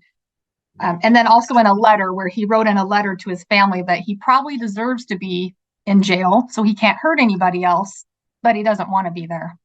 So I believe that's as close to a confession I'll ever get from my father. But to our faces, he denied ever hurting her, which was a flat out lie to me because I saw it. Right. He denied he would ever hurt her, and he insisted it was her fault for leaving. But yet he sure did a lot of crying and a lot of drinking for somebody who would have nothing to do with this. Okay. What did have you learned what Randy, the other guy, had to say? I'm guessing maybe they looked at him at least for a little bit. Could he have something to do with this? I mean, what was his attitude toward all of this? This woman that he obviously cared about goes missing. What was his reaction? I know you've spoken to him. What was his reaction back in 1976? He was really concerned for her safety, obviously, and they advised that he should get out of town because my dad was serious about killing him, and he wasn't, willing to hide it. He had no qualms about saying he was going to put a bullet in Randy.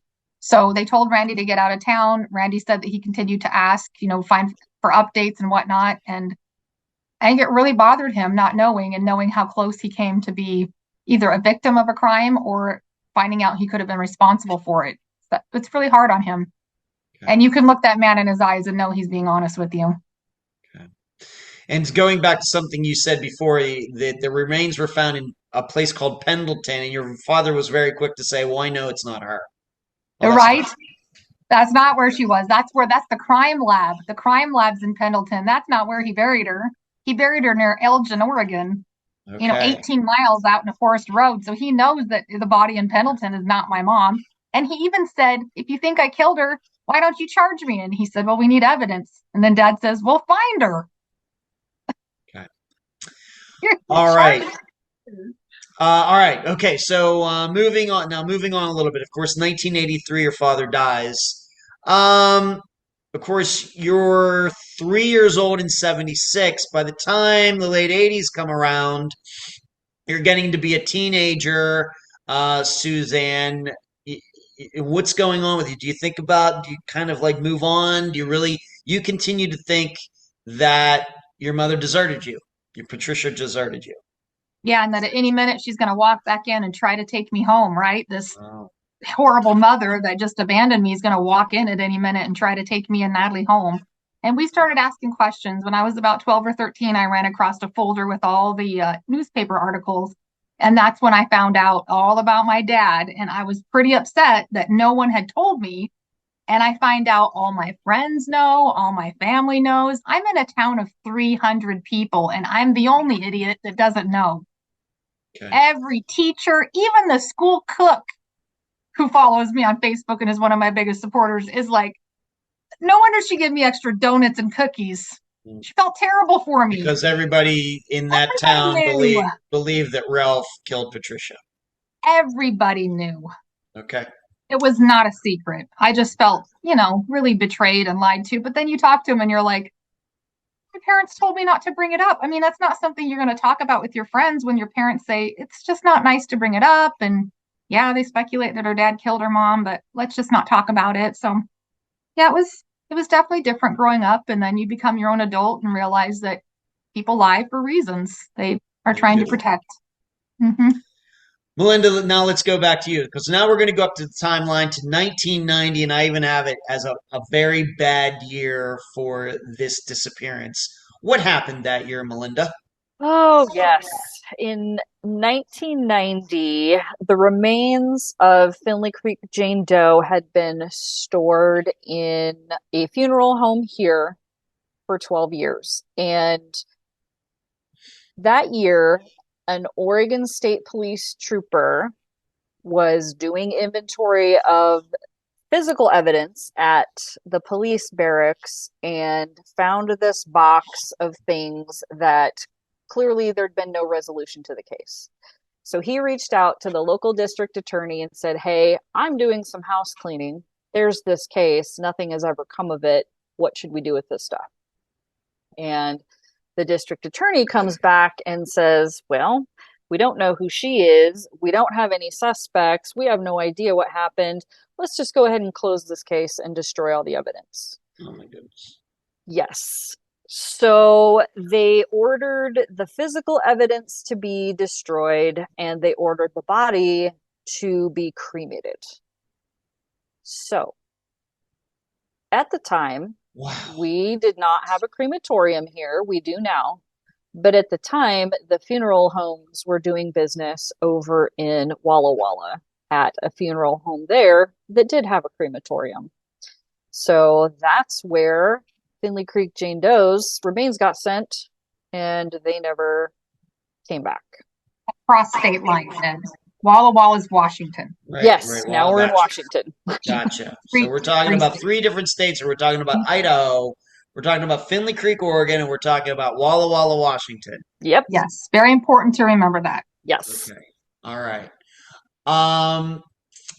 And so, so all the remains that were found out there at Finley Creek were taken there and burned.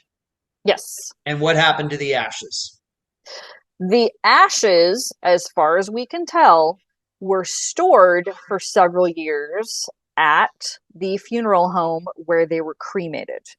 Now, I don't have a paper trail of this, but in 1993,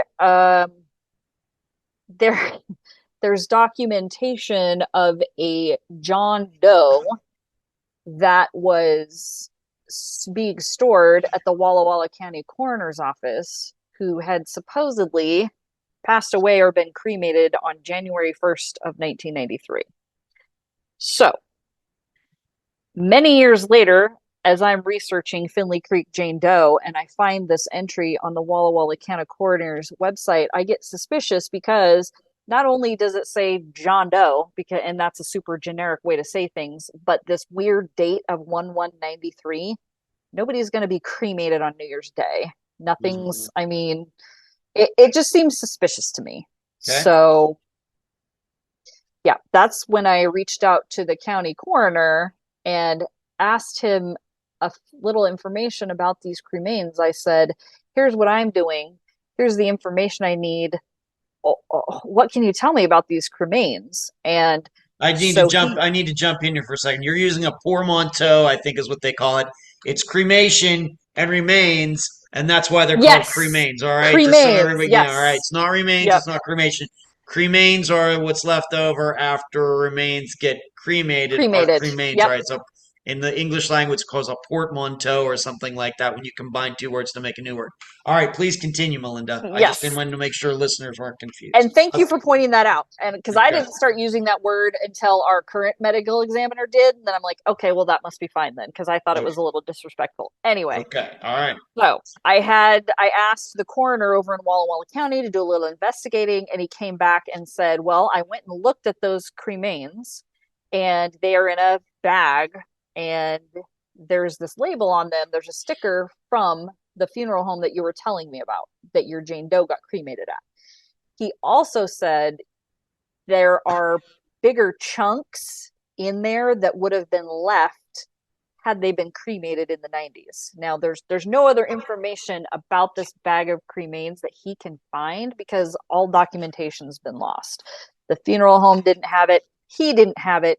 He just had this sticker and this bag and, a rough guesstimate. So I got very excited and got a hold of Oregon State Medical Examiner's office and said, hey, there's these cremains. Can we do something with them? Can we test them? And ultimately, it wasn't the Oregon State Medical Examiner who took that on. We worked with the Walla Walla County coroner to see if we could get those cremains tested to get any kind of DNA extracted from them. And so they were sent to Lakehead University in Canada, and they have tried twice to extract DNA, and they have not been successful in doing that.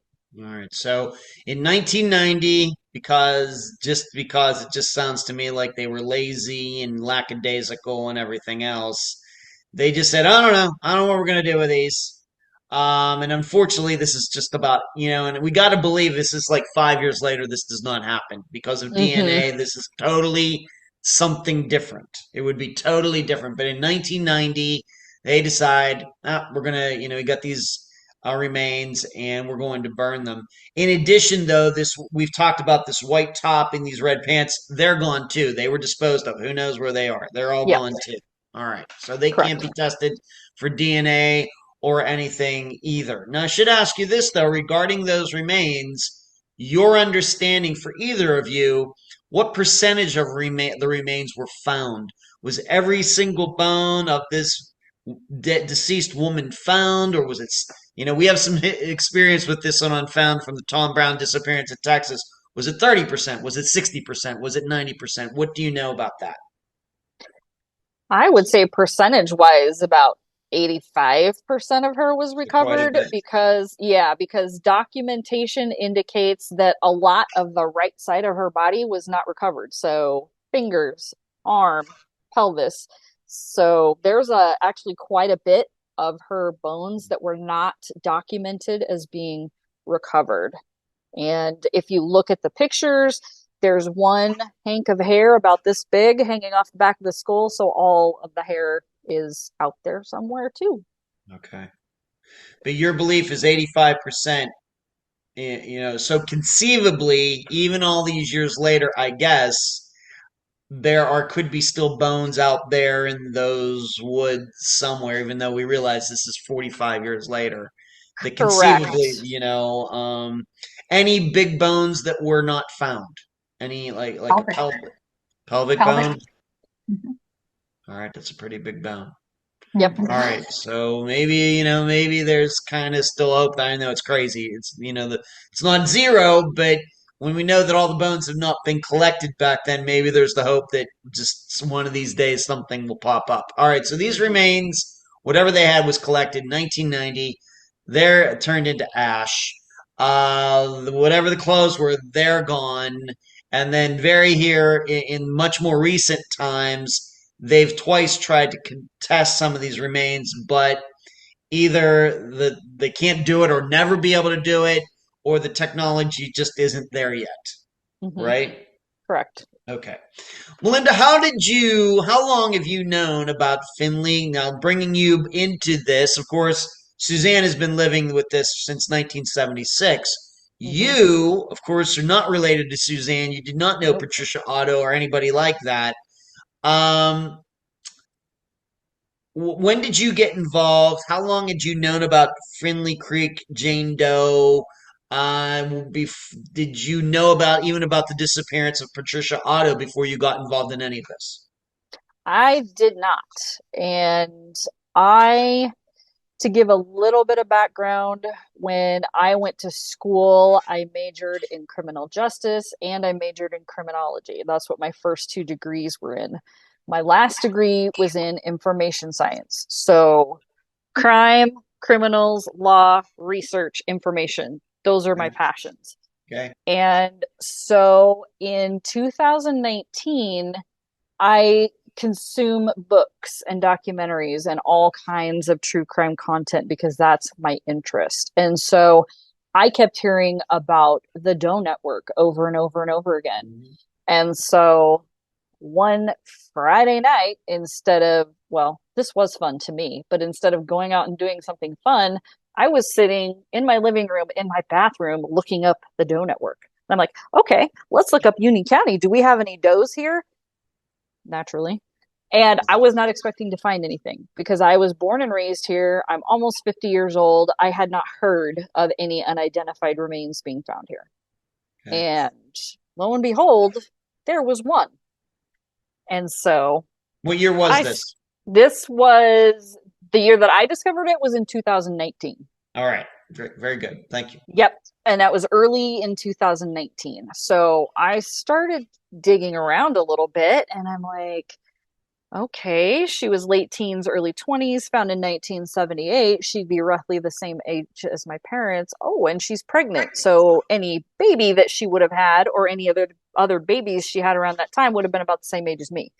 And so I started texting my family, my parents in particular, because we lived here at the time. And I said, do you remember anything about this? And there was some vague memories about it. But my mother started digging online immediately and found a Crime Watchers post that had been put online about an unidentified doe in Union County. She didn't have a name yet. Okay. And so I looked through the posts that were on there, and they had been done by a guy who lived in Florida. And while he did have that's where the newspaper articles were. He's the one who dug those up initially. His name is Jason Futch. Shout out to him. He's the one who got a hold of Eastern Oregon University's library because at the time, that's where all the newspaper archives were for that time period. In fact, I still don't think our local paper has all of their newspapers on newspapers.com yet. They have some periods of time, but not that period of time. So he is responsible for posting those online. He posted some pictures of what he thought was Finley Creek area that some hunters had taken and put on a blog at some point. So those were up there. But the information was very vague. And so I just started thinking, all right, well, I've heard of other people who have run campaigns on social media to solve crimes. I wonder if I could do that. So I started looking at other Facebook groups that have done similar things to this, what kind of things they were putting on there. And I started thinking in my head, okay, I could tell this as a first-person story, really appeal to the idea of this young, pregnant woman who was murdered and then abandoned out in the woods, and really just start trying to appeal to people's sympathy. And just, I more told a story about, how young I am, how I'm pregnant and expecting a baby and what I was wearing. And I started creating posts about my purse. Where's my purse? My purse wasn't found with me. Here's what it might have looked like. And just things like that, because I didn't have any records or anything. I had my imagination and images from the 70s that I could find online. That's all I had. And I very intentionally launched the Facebook page on the anniversary of this woman's remains being found. So in August, the end of August 2019. And almost instantly got Jason Futch, who had done the Crime Watchers post, reaching out saying, I would love to know who is running this. I'd love to team up with you and see what we can do to further this case, get the information about this case out there. Okay. And when did Patricia Otto's name come up? The first time I saw Patricia's name was on NAMUS, because she's listed as a rule out there. Mm-hmm. And so that's what I believed for a long time. even after I got the file, which was very thin, it's less than 50 pages, and some of those pages are very repetitive because it's a copy of the same report over and over again. Yeah. And but what was great about getting that report is they sent us photographs of the bones and the skull. And it was from those photographs that Dr. Anthony Redgrave was able to create the forensic art that is all over the internet now and that I have posted back there. Yeah. And that's the forensic art that 2 years later, I think it was 2 years because it was 21, right, Suzanne? 2 years later, Suzanne finally was able to see and thought she recognized herself. Okay. Now, Suzanne, when did you find out that Melinda was working on this Finley Creek Jane Doe, and was Melinda, did she reach out to you first, or did you reach out to her first? How did it come to be that you two came together, and when was that? July of 2021, as I'm scrolling through my Facebook, and I'm a true crime aficionado like Mel, and I have the missing persons networks, and I see that picture that's behind her. And I was like, what the hell? Somebody drew me? I mean, that looked like a penciled sketch of me. Mm-hmm. And I stopped and I sat up and I was like, why would somebody draw me? And then I click on it and it describes a Caucasian female with light blonde or sandy blonde hair, 5'1" to 5'3", 120 to 140 pounds, wearing red pants and a white blouse. And I'm like, you've got to be freaking kidding me. I think this is me. And I just read the details of my mother. And I didn't care what time of night it was. I immediately just reached out to Mel and said, who is this? Where did you get this picture from? I believe that my mother, Patricia Otto, could be this woman. Was she ruled out because you guys thought she was pregnant? Is that the reason she was ruled out? Because I'm like, look at her face and look at me. Look at my mom. And that was the first time Mel had ever heard from me. And I'm sure, again, she said earlier, I think people think I'm crazy when I say this. Who finds themselves in a missing poster and then says, oh, yeah, that's my mom. Mm-hmm. So you started this like in 2019, Melinda, but it wasn't until 2021 that you two eventually hooked up. Did you know about Suzanne? Did you know that, I'm asking Melinda, did you know about Suzanne? Did you know where she was or her name? Did you know that Patricia Otto had 2 daughters or anything like that? No, I had gotten numerous tips over the prior years. I have a spreadsheet of people, because there are people who will just sit up at night, compare unidentified details to missing person details. Absolutely. So I had a full-on spreadsheet. And when she first contacted me, she was just another tip. And so she said, can I ask you how Patty Otto was ruled out? Was it the pregnancy? And I knew right off the bat that nobody had been ruled out because of a pregnancy. That's just not scientific enough to rule out a missing person. Yeah. And so I said, no, I don't think that's it, but I don't know how they ruled her out. So let me look into that. And that's when I discovered that even though I had had this file for quite a while, that I didn't realize Patty Otto's name wasn't even in it. It was on NAMUS that she'd been ruled out, but her name was not in my file anywhere. And so, no, I had not looked into any of the stories behind the rule out, because you kind of in this true crime space come to believe that NAMUS is the gold standard. And so why would I look into a woman who is listed on there as being ruled out? Right. So I never have. Got it. I know. Yep. Right. But we have to remind everybody, why was Patty originally ruled out? What did we already talk about? But Suzanne, why was your mother ruled out? Because Dr. William Brady said the x-ray didn't match. Right. And I shared that with Mel, and I sent her the records of what I had showing that my mom was presented as the Finley Creek match, showing that she had the exact same clothing. She matched the time of death, the cause of death. And it seemed really odd that Oregon would not document that they flew a family out at 1 o'clock in the morning to come and look at this evidence. That seems really pertinent, considering that the other cases they had, they just received paperwork, and all those women are clearly listed in her chart. There's 4 women that are listed on September 13th, and my mom's already been ruled out by September 8th, and they just failed to even mention that she was presented as a perfect match for this case. Okay. We're now going to get, we're going to cover this now. This has been kind of the lead up. I said there was this huge coincidence. If everybody will remember when I was speaking to Suzanne earlier in this. This is probably going to be the most, one of the craziest coincidences I've heard in doing it. I've covered almost 300 disappearances now. But Suzanne, of course, you grew up. You're now married. I know you have children because the first time you talked, you were at your son's baseball game, which was fantastic, by the way. But you eventually figured out or found out, and how did you find out? Who was it that originally found Finley Creek Jane Doe's remains in 1978? Who was it? In 1978, they were found by hunters. I married that hunter's grandson in 2010. I had no idea, nor did my husband, until I'm emailing Mel and I said, I'll give you what I have and you give me what you have. And she had shared newspaper articles on her Finley Creek Facebook page. The newspaper article from 1978 lists 2 hunters from Milton Freewater.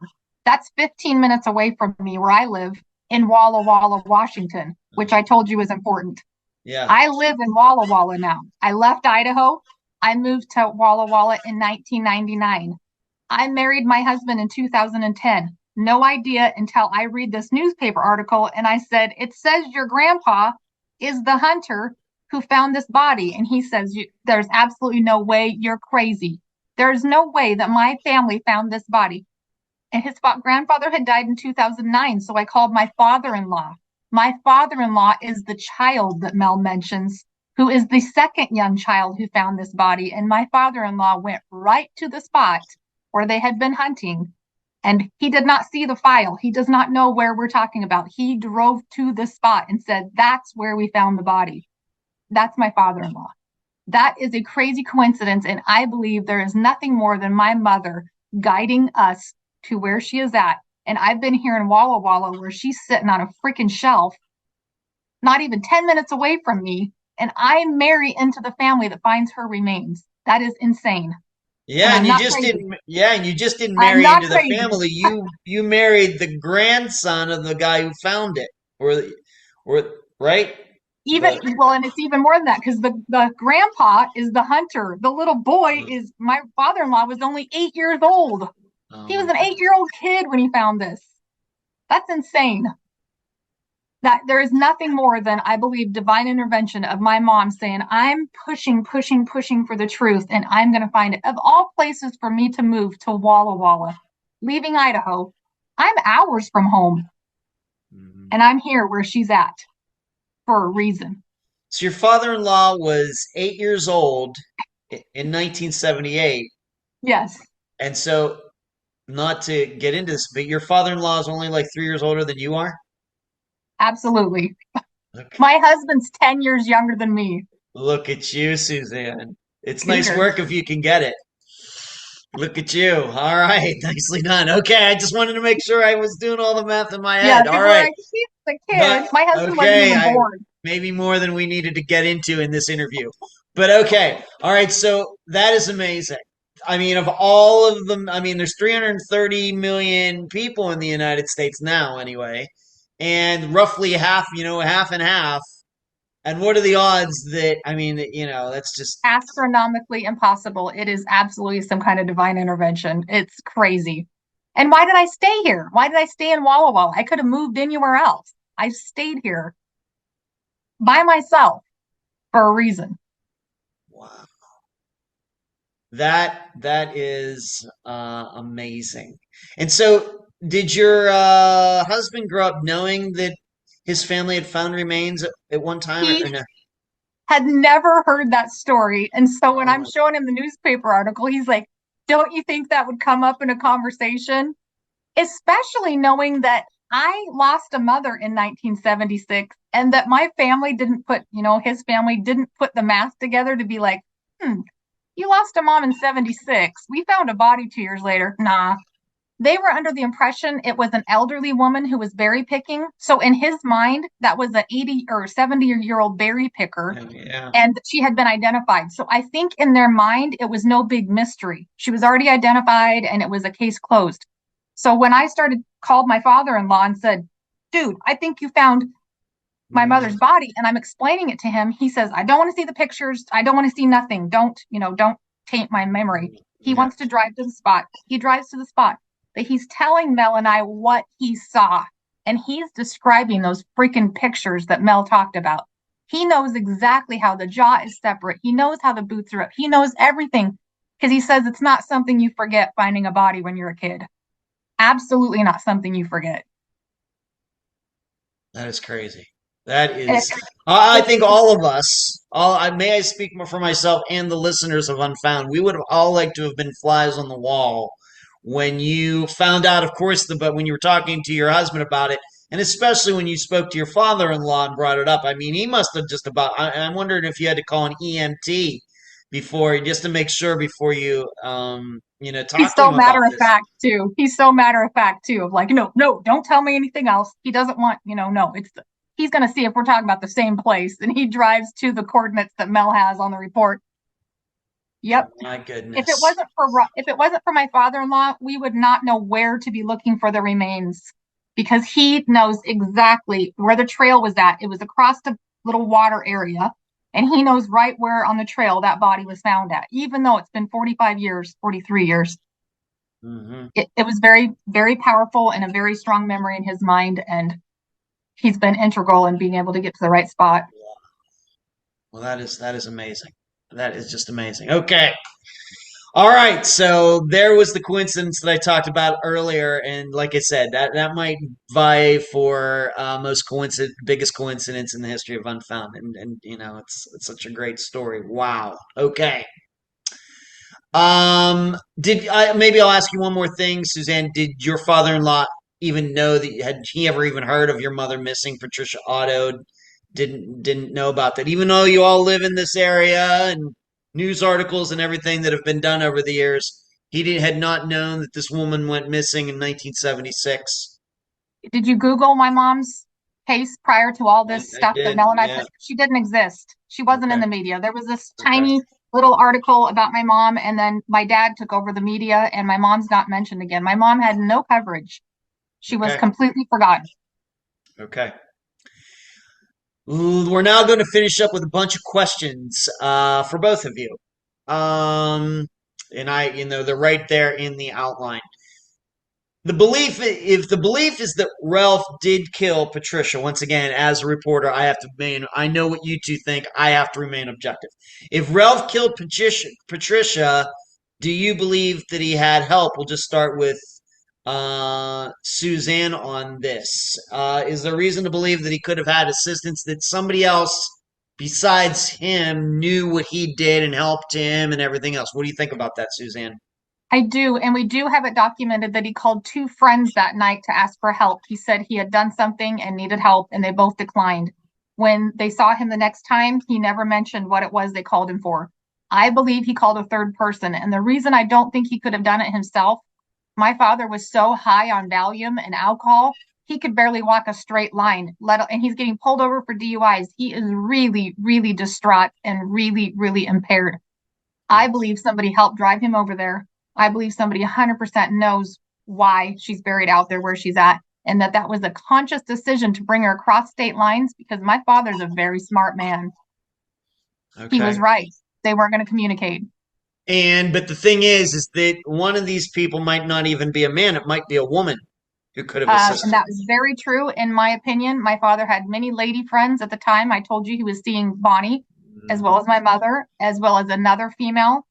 And that is documented by love letters that I have that he was writing to this other woman while he was incarcerated.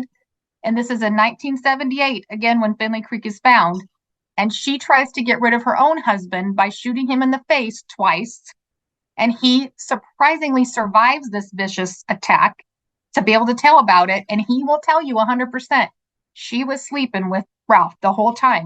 For years, they were planning on being together. I believe very much in my heart that woman has the answers and that she knows why the body is so far away, why it's up there on Oregon on a forest road. And the police are afraid to talk to her because she still carries a 22. Okay, but she's still alive. Still alive. All right, Kicking so and as long carrying. as she's still alive, there's still hope. Okay, but did she go to prison for shooting her husband, or? He sure did not, because he didn't want to get stuck with all of her kids, so he dropped the charges, so he didn't end up raising a bunch of kids that he says weren't his anyway. Wow, she sounds fantastic too. Okay, all right, so there is a belief out there, even though your father died in 1983, that he might have had assistance in this one way or the other, maybe from a guy up caring, once again, if he killed Patricia, or it simply could have just been somebody who was there to give him the kind of emotional support that he needed to go through and put her remains, if we're to believe that he put her remains in Finley Creek. Speaking of that, once again, I have to go to Suzanne on this one as best as you can tell. Was your father familiar with the Finley Creek area? And this goes back to what we were talking about, the timeline and how long it would take to do all of this and everything. What can you say about that? Was this area familiar to your father? Because it's usually what killers do when they want to get rid of remains. They usually put them in places that they're familiar to them. What do you think about that? We can't get him directly in that Eastern Oregon area, but we know he had contracts as far away as Montana. Montana is 7+ hours away, so it's completely reasonable to me to believe that my dad had a contract to clear roads within 100 miles of Lewiston, and this is within 106 miles or something to the grave. So it's right there in his radius, and he went farther out. Washington, Oregon, Idaho, Montana, working on forest roads. My dad didn't work in a post office. Mm-hmm. He literally worked on forest roads, clearing the areas, putting in culverts, bringing in gravel, and clearing out areas for new homes. We need that one little piece of information to say, your dad was out here doing a job for me. He got a bid doing this for the forest. That's what we need to put him in that area. Okay. Let me ask you this. Now, Bonnie, we should state that Bonnie is not the woman you believe who would have assisted Absolutely not. Absolutely not. Bonnie is very innocent. And is she still alive or not? Absolutely alive. She is. Being that she and he were having a relationship at the time, could she remember a time when your father was kind of out of communication? Remember, this is well before cell phones and everything, where he was out of communication, let's just say for 10 hours in that early September of 1976. Have you ever talked to her about that? I have talked to her. So the reason he was at her house on September 1st is she was packing up to go to California. Unfortunately, she left that day going to California. So my dad, after that, he was free as a bird. What I do want to bring you back to is I told you that on September 1st, he was fine. He had dinner. He went shopping. Everything was great. Right. On September 2nd, he's red-faced, teary, can't eat. He's suddenly a different person. My thought is, and I'm telling you speculation, I think that he did not realize what had happened. I think he was so intoxicated that he left the house thinking she really did leave. And when he came home on the night of September 1st, I think he found her body behind the couch cushion that he had moved, because suddenly the couch cushion turns back up. And his excuse is there was a stain on it and he took it to the upholstery shop to be taken care of. So he forgets to mention that he's running around fixing stains on a couch cushion. And he forgets to mention that he buys 2 new tires. Why? Why would he forget to mention those things? If that's what you were doing, that's your alibi. But it's also very much linked to covering up what he had done. Okay. So still, though, we can't find anybody who was, in contact with, again, one of these women who could say that, you know what, for just the time I just could not reach him, was calling a house. He's not picking up. Nothing like that. I have a nice timeline by his brother that was written out that I told you is minute by minute. And there is an entire day that is missing, that is blank, that my dad could not come up with anything that he was doing. So there is a very clearly documented And what day is that? Time. Please tell us. I believe it's September 4th. So it would give him a couple of days to figure out what he's going to do and then move her. Okay. Then he suddenly sprains his ankle. All right. So then the police, though, did come and search the property and everything else, but once again, not sure if they went in the house, though. Right? Correct. I need to go back to see. I know that at the time that they were in the house or at the house, that had all passed. Okay. Okay, very timeline good. again. The timeline's all written on a very detailed timeline. I could tell you that, but okay, he did And please. I thought that the police department had found the motel key inside. Do you remember that? That's not till October. Not till October. In October, they find down in our basement, they find ferns that are dried, right, which is also a great story. There's all these dried up ferns down there that they say weren't down there. And there's a hotel key for a Portland hotel that my mother or family says that wasn't there, that somebody planted that, but those are there. The interesting thing about the ferns is as soon as we went out to the grave with my father-in-law, he says, wow, a lot of this has changed. Back when I was here, there was a bunch of ferns. And it was just immediately like all three of us looking at each other. Did he really just say that?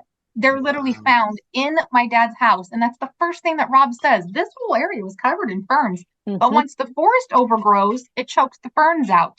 And he noticed that immediately. The ferns were all gone. Yep. Okay. Wow. All right, let's move on to this. Back to Melinda. We've talked about these small bones and everything else. What's the best you can deduce from that? Where do we stand on that in 2023? Where we stand is, sure, it's possible Finley Creek Jane Doe is pregnant, but we take that information with a grain of salt based on the medical examiner. At the same time, it is possible Patty was pregnant because of the relationship with Randy, the time period that happened, and just the fact that there was so much guesstimating that was done, especially on bones. This was not a hard and fast observation around the pregnancy and how far along it was and how big these bones were, because the documentation just wasn't done. So it was best guess. So yes, it is possible she was pregnant. It's possible that Finley Creek Jane Doe was pregnant. It's possible that Patty was pregnant. Absolutely. Okay. Suzanne, I know you've spoken to the other guy in your mother's life before she went back to Ralph. Is he aware of this, and what did he say about her possibly being pregnant?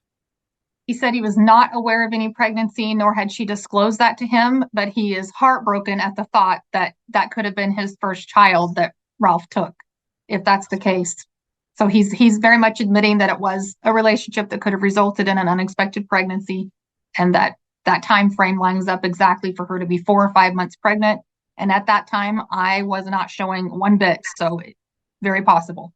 Okay. But just to be clear, your mother, you've never been able to talk to anybody in which she said, I'm pregnant. And like I said, because I don't have any kids or anything, I'm kind of clueless on this stuff. Did they have home pregnancy tests in like 1976? No proof. Did that exist back then? I don't even know. But no, but a couple of checks that my mother wrote just before she left were to the doctor's office and to a pharmacy and to the hospital. So that to me was some indications that she had maybe gone to her doctor, picked up a prescription, and seen a lab or something in the hospital, because that's literally 2 days before she leaves, disappears. And then she places her Avon order. That's her last order. So that's not indicative of somebody who's leaving when she's placing orders for makeup. Right. Okay, so there's never, maybe you have some circumstantial things, but never any hard evidence that she ever, talking to a friend, said, you know what, I think I might be pregnant again, or anything like that. Correct. Okay, very good. Back to Melinda. Now, just to play devil's advocate, though, on this, are there other missing women on NAMUS or elsewhere in that area of Oregon or near Idaho or Washington, in the Finley Creek area? Are there other women who are missing who Finley Creek Jane Doe could be? There are, like I said, I have a whole Excel spreadsheet full of potential matches. Okay. I will say there are none that close. I've had tips submitted to me as far away as Florida. In the original investigation, there were a number of young ladies from the Portland area or from Idaho, or one was as far away as Kentucky that they ruled out. There's only 7 or 8 rule outs on NAMUS for Finley Creek Jane Doe, not very many at all. So it is possible that Finley Creek Jane Doe is somebody else. But until we have some sort of biological remains that we could potentially dig up and test, they're using those, what we believe are faulty dental records, to rule people out. Right. I guess what I'm saying is, once again, we know that NAMUS is not complete. We know that there are mistakes on NAMUS. We know that NAMUS is only a small percentage of all the overall disappearance in the United States for a lot of different reasons, because police departments don't submit and a whole bunch of things put together. But I guess what you're saying is, let's just take those prior 10 years between 1966 and 1976. Are there women in general who have gone missing in that area that in general fit the description of Finley Creek Jane Doe? No, the closest one that went missing from here turned out to be 70 some odd years old, and this was not her. So not from this immediate area, no. Okay, very good. Let's move on to now this. Once again, it's on the outline. What are the reasons to believe that, of course, we don't have scientific evidence, unfortunately, due to mistakes and due to maybe technology hasn't caught up yet, but circumstantially, what would be the reasons that this is Patricia Otto? Because when I asked for the dental records for my mom to do another comparison, I discovered that Idaho had no dental records for my mom. And I discovered that Finley Creek has no x-ray for Finley Creek. So it's like, so wait a minute. You don't have a dental record for either one of them. My sister had an x-ray for my mother. So thank God my sister was digging into this case, because without her x-ray, I would not be able to take that x-ray and overlay it on those autopsy photo teeth. And I can overlay every single tooth that lines up with the autopsy photos. And that to me is scientific evidence. It's not just the fact that they drew my face. And it's not just the fact that it's red pants and a white blouse and it's a Caucasian female that's 5'1" to 5'3". Teeth is how they should have been identifying her in 76. And teeth to me is the reason that they should be looking at these teeth again and saying, these are the same teeth.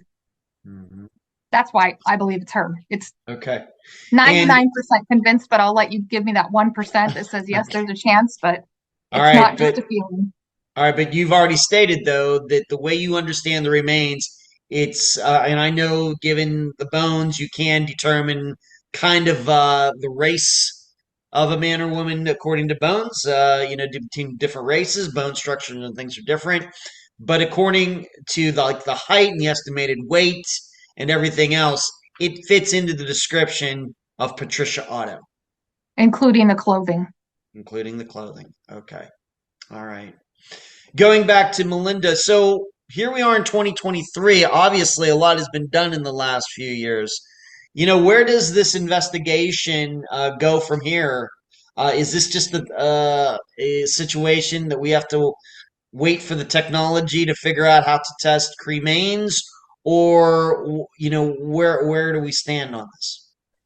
Well, we are waiting for technology, but in the meantime, we also are working on a project to put together a timeline and retrace Ralph's steps to see if any of that is feasible, to see if we can dig up any other witnesses. We also would like to go back out to the Finley Creek area and find those remains that weren't found, that weren't recovered. There has been one dig out there that was done by Oregon State Police and the search and rescue based on where Rob indicated the body had been found. So essentially they re-excavated the grave, didn't find anything there. We have had 3 human remains detection dog searches out there, and there are a number of areas flagged that we feel need to be explored. So to see if we can find some bones out there. There's physical evidence out there. We know there is. We just need to dig it up and find it and test it. So there's that. We also, like Suzanne said earlier, are digging for witnesses. We know that there are people who know what Ralph did that night. We know there are. There are witnesses that are still living. A lot of them have passed. A lot of the investigators have passed. But every time we do some kind of media push for Patty Otto, Suzanne gets somebody either coming up to her or messaging her or calling her saying, oh, I remember this thing from that time. And that's how we've been able to put a timeline together and really start piecing together what exactly happened, where he was. And, you know, we've got all these circumstances coming together. So no, we're not just sitting here and waiting. That will be great if and when that happens, if we can, you know, do a more definitive test on cremains and draw that line directly to Suzanne's DNA. That'd be amazing. But we've got a lot of other things that we can work on in order to make all these puzzle pieces, see if they fit together the way we think that they do. All right. Suzanne, explain the emotions of the past 47 years. That would be a whole other 2.5 hours, Ed. Yeah. It's like I said, from the beginning, I had very different feelings about my mother growing up, having that anger towards her and just being so disappointed that she left me. And now finding this image and knowing in my heart that my mother was placed there the night she was taken from me, that those weren't bad dreams, that really did happen.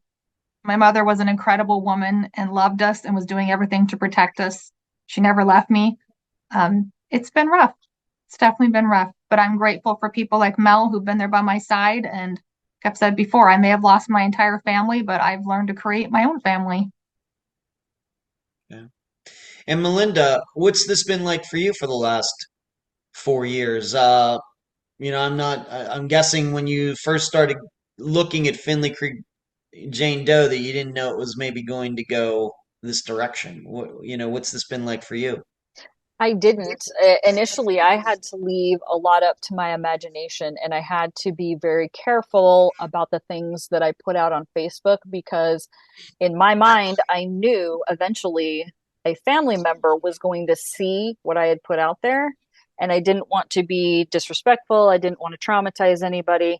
In my brain, for whatever reason, I was going to meet an old lady who was this deceased person's mother, not thinking about the fact that if this pregnant Jane Doe had any other kids, they would be my age.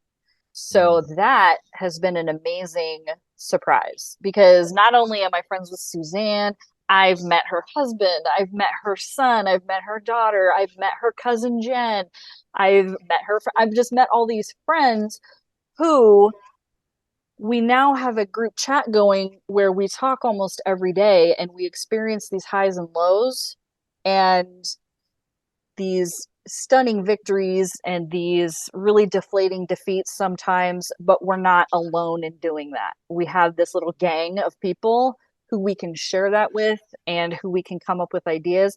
I really very much felt like the Lone Ranger for a long time and like I had to do a lot of these things myself. Mm-hmm. But the more we've gotten out there, the more we have found people who have been supportive, who have special skills, and who are willing to jump in and volunteer their time, their services, their money, their support to furthering this and finding a resolution. And that has been incredibly inspiring and fulfilling. Suzanne, do you have a Facebook page, anything else on social media, website, anything like that? If so, why don't you tell the listeners about it right now regarding your mother's disappearance?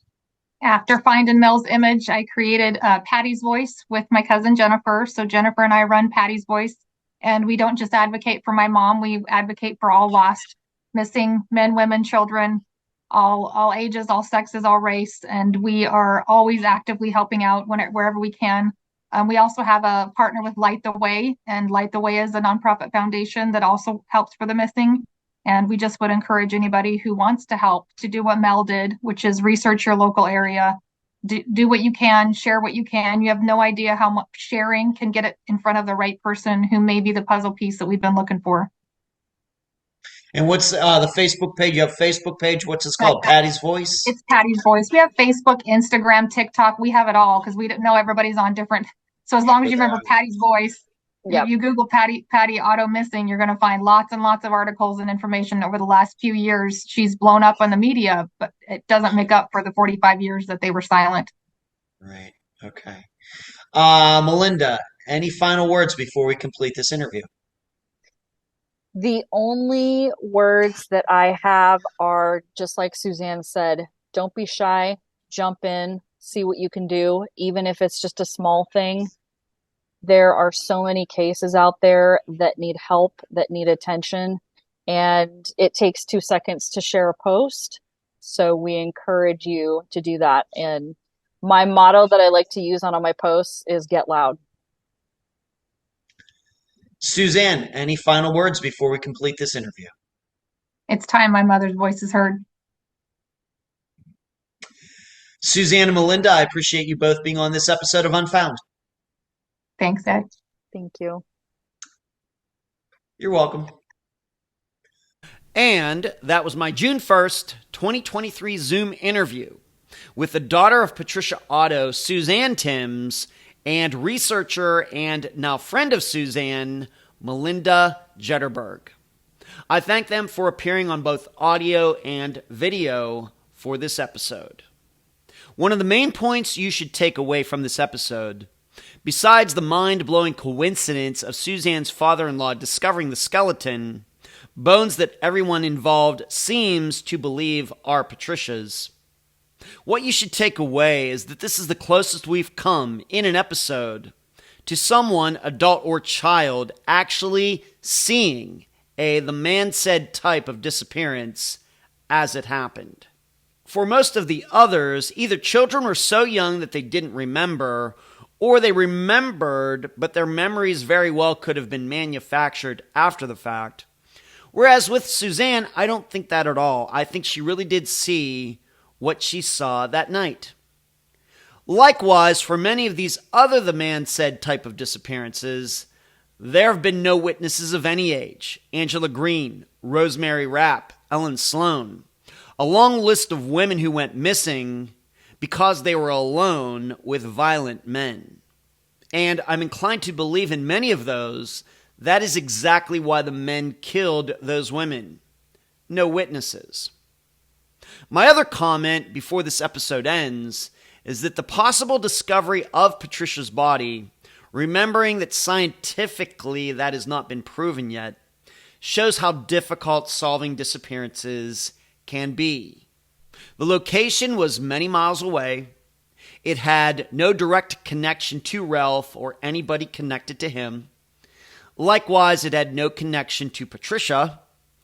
If whoever buried those bones had done a better job, had taken more time, or picked an area that wasn't on a slope, there is no way they're found.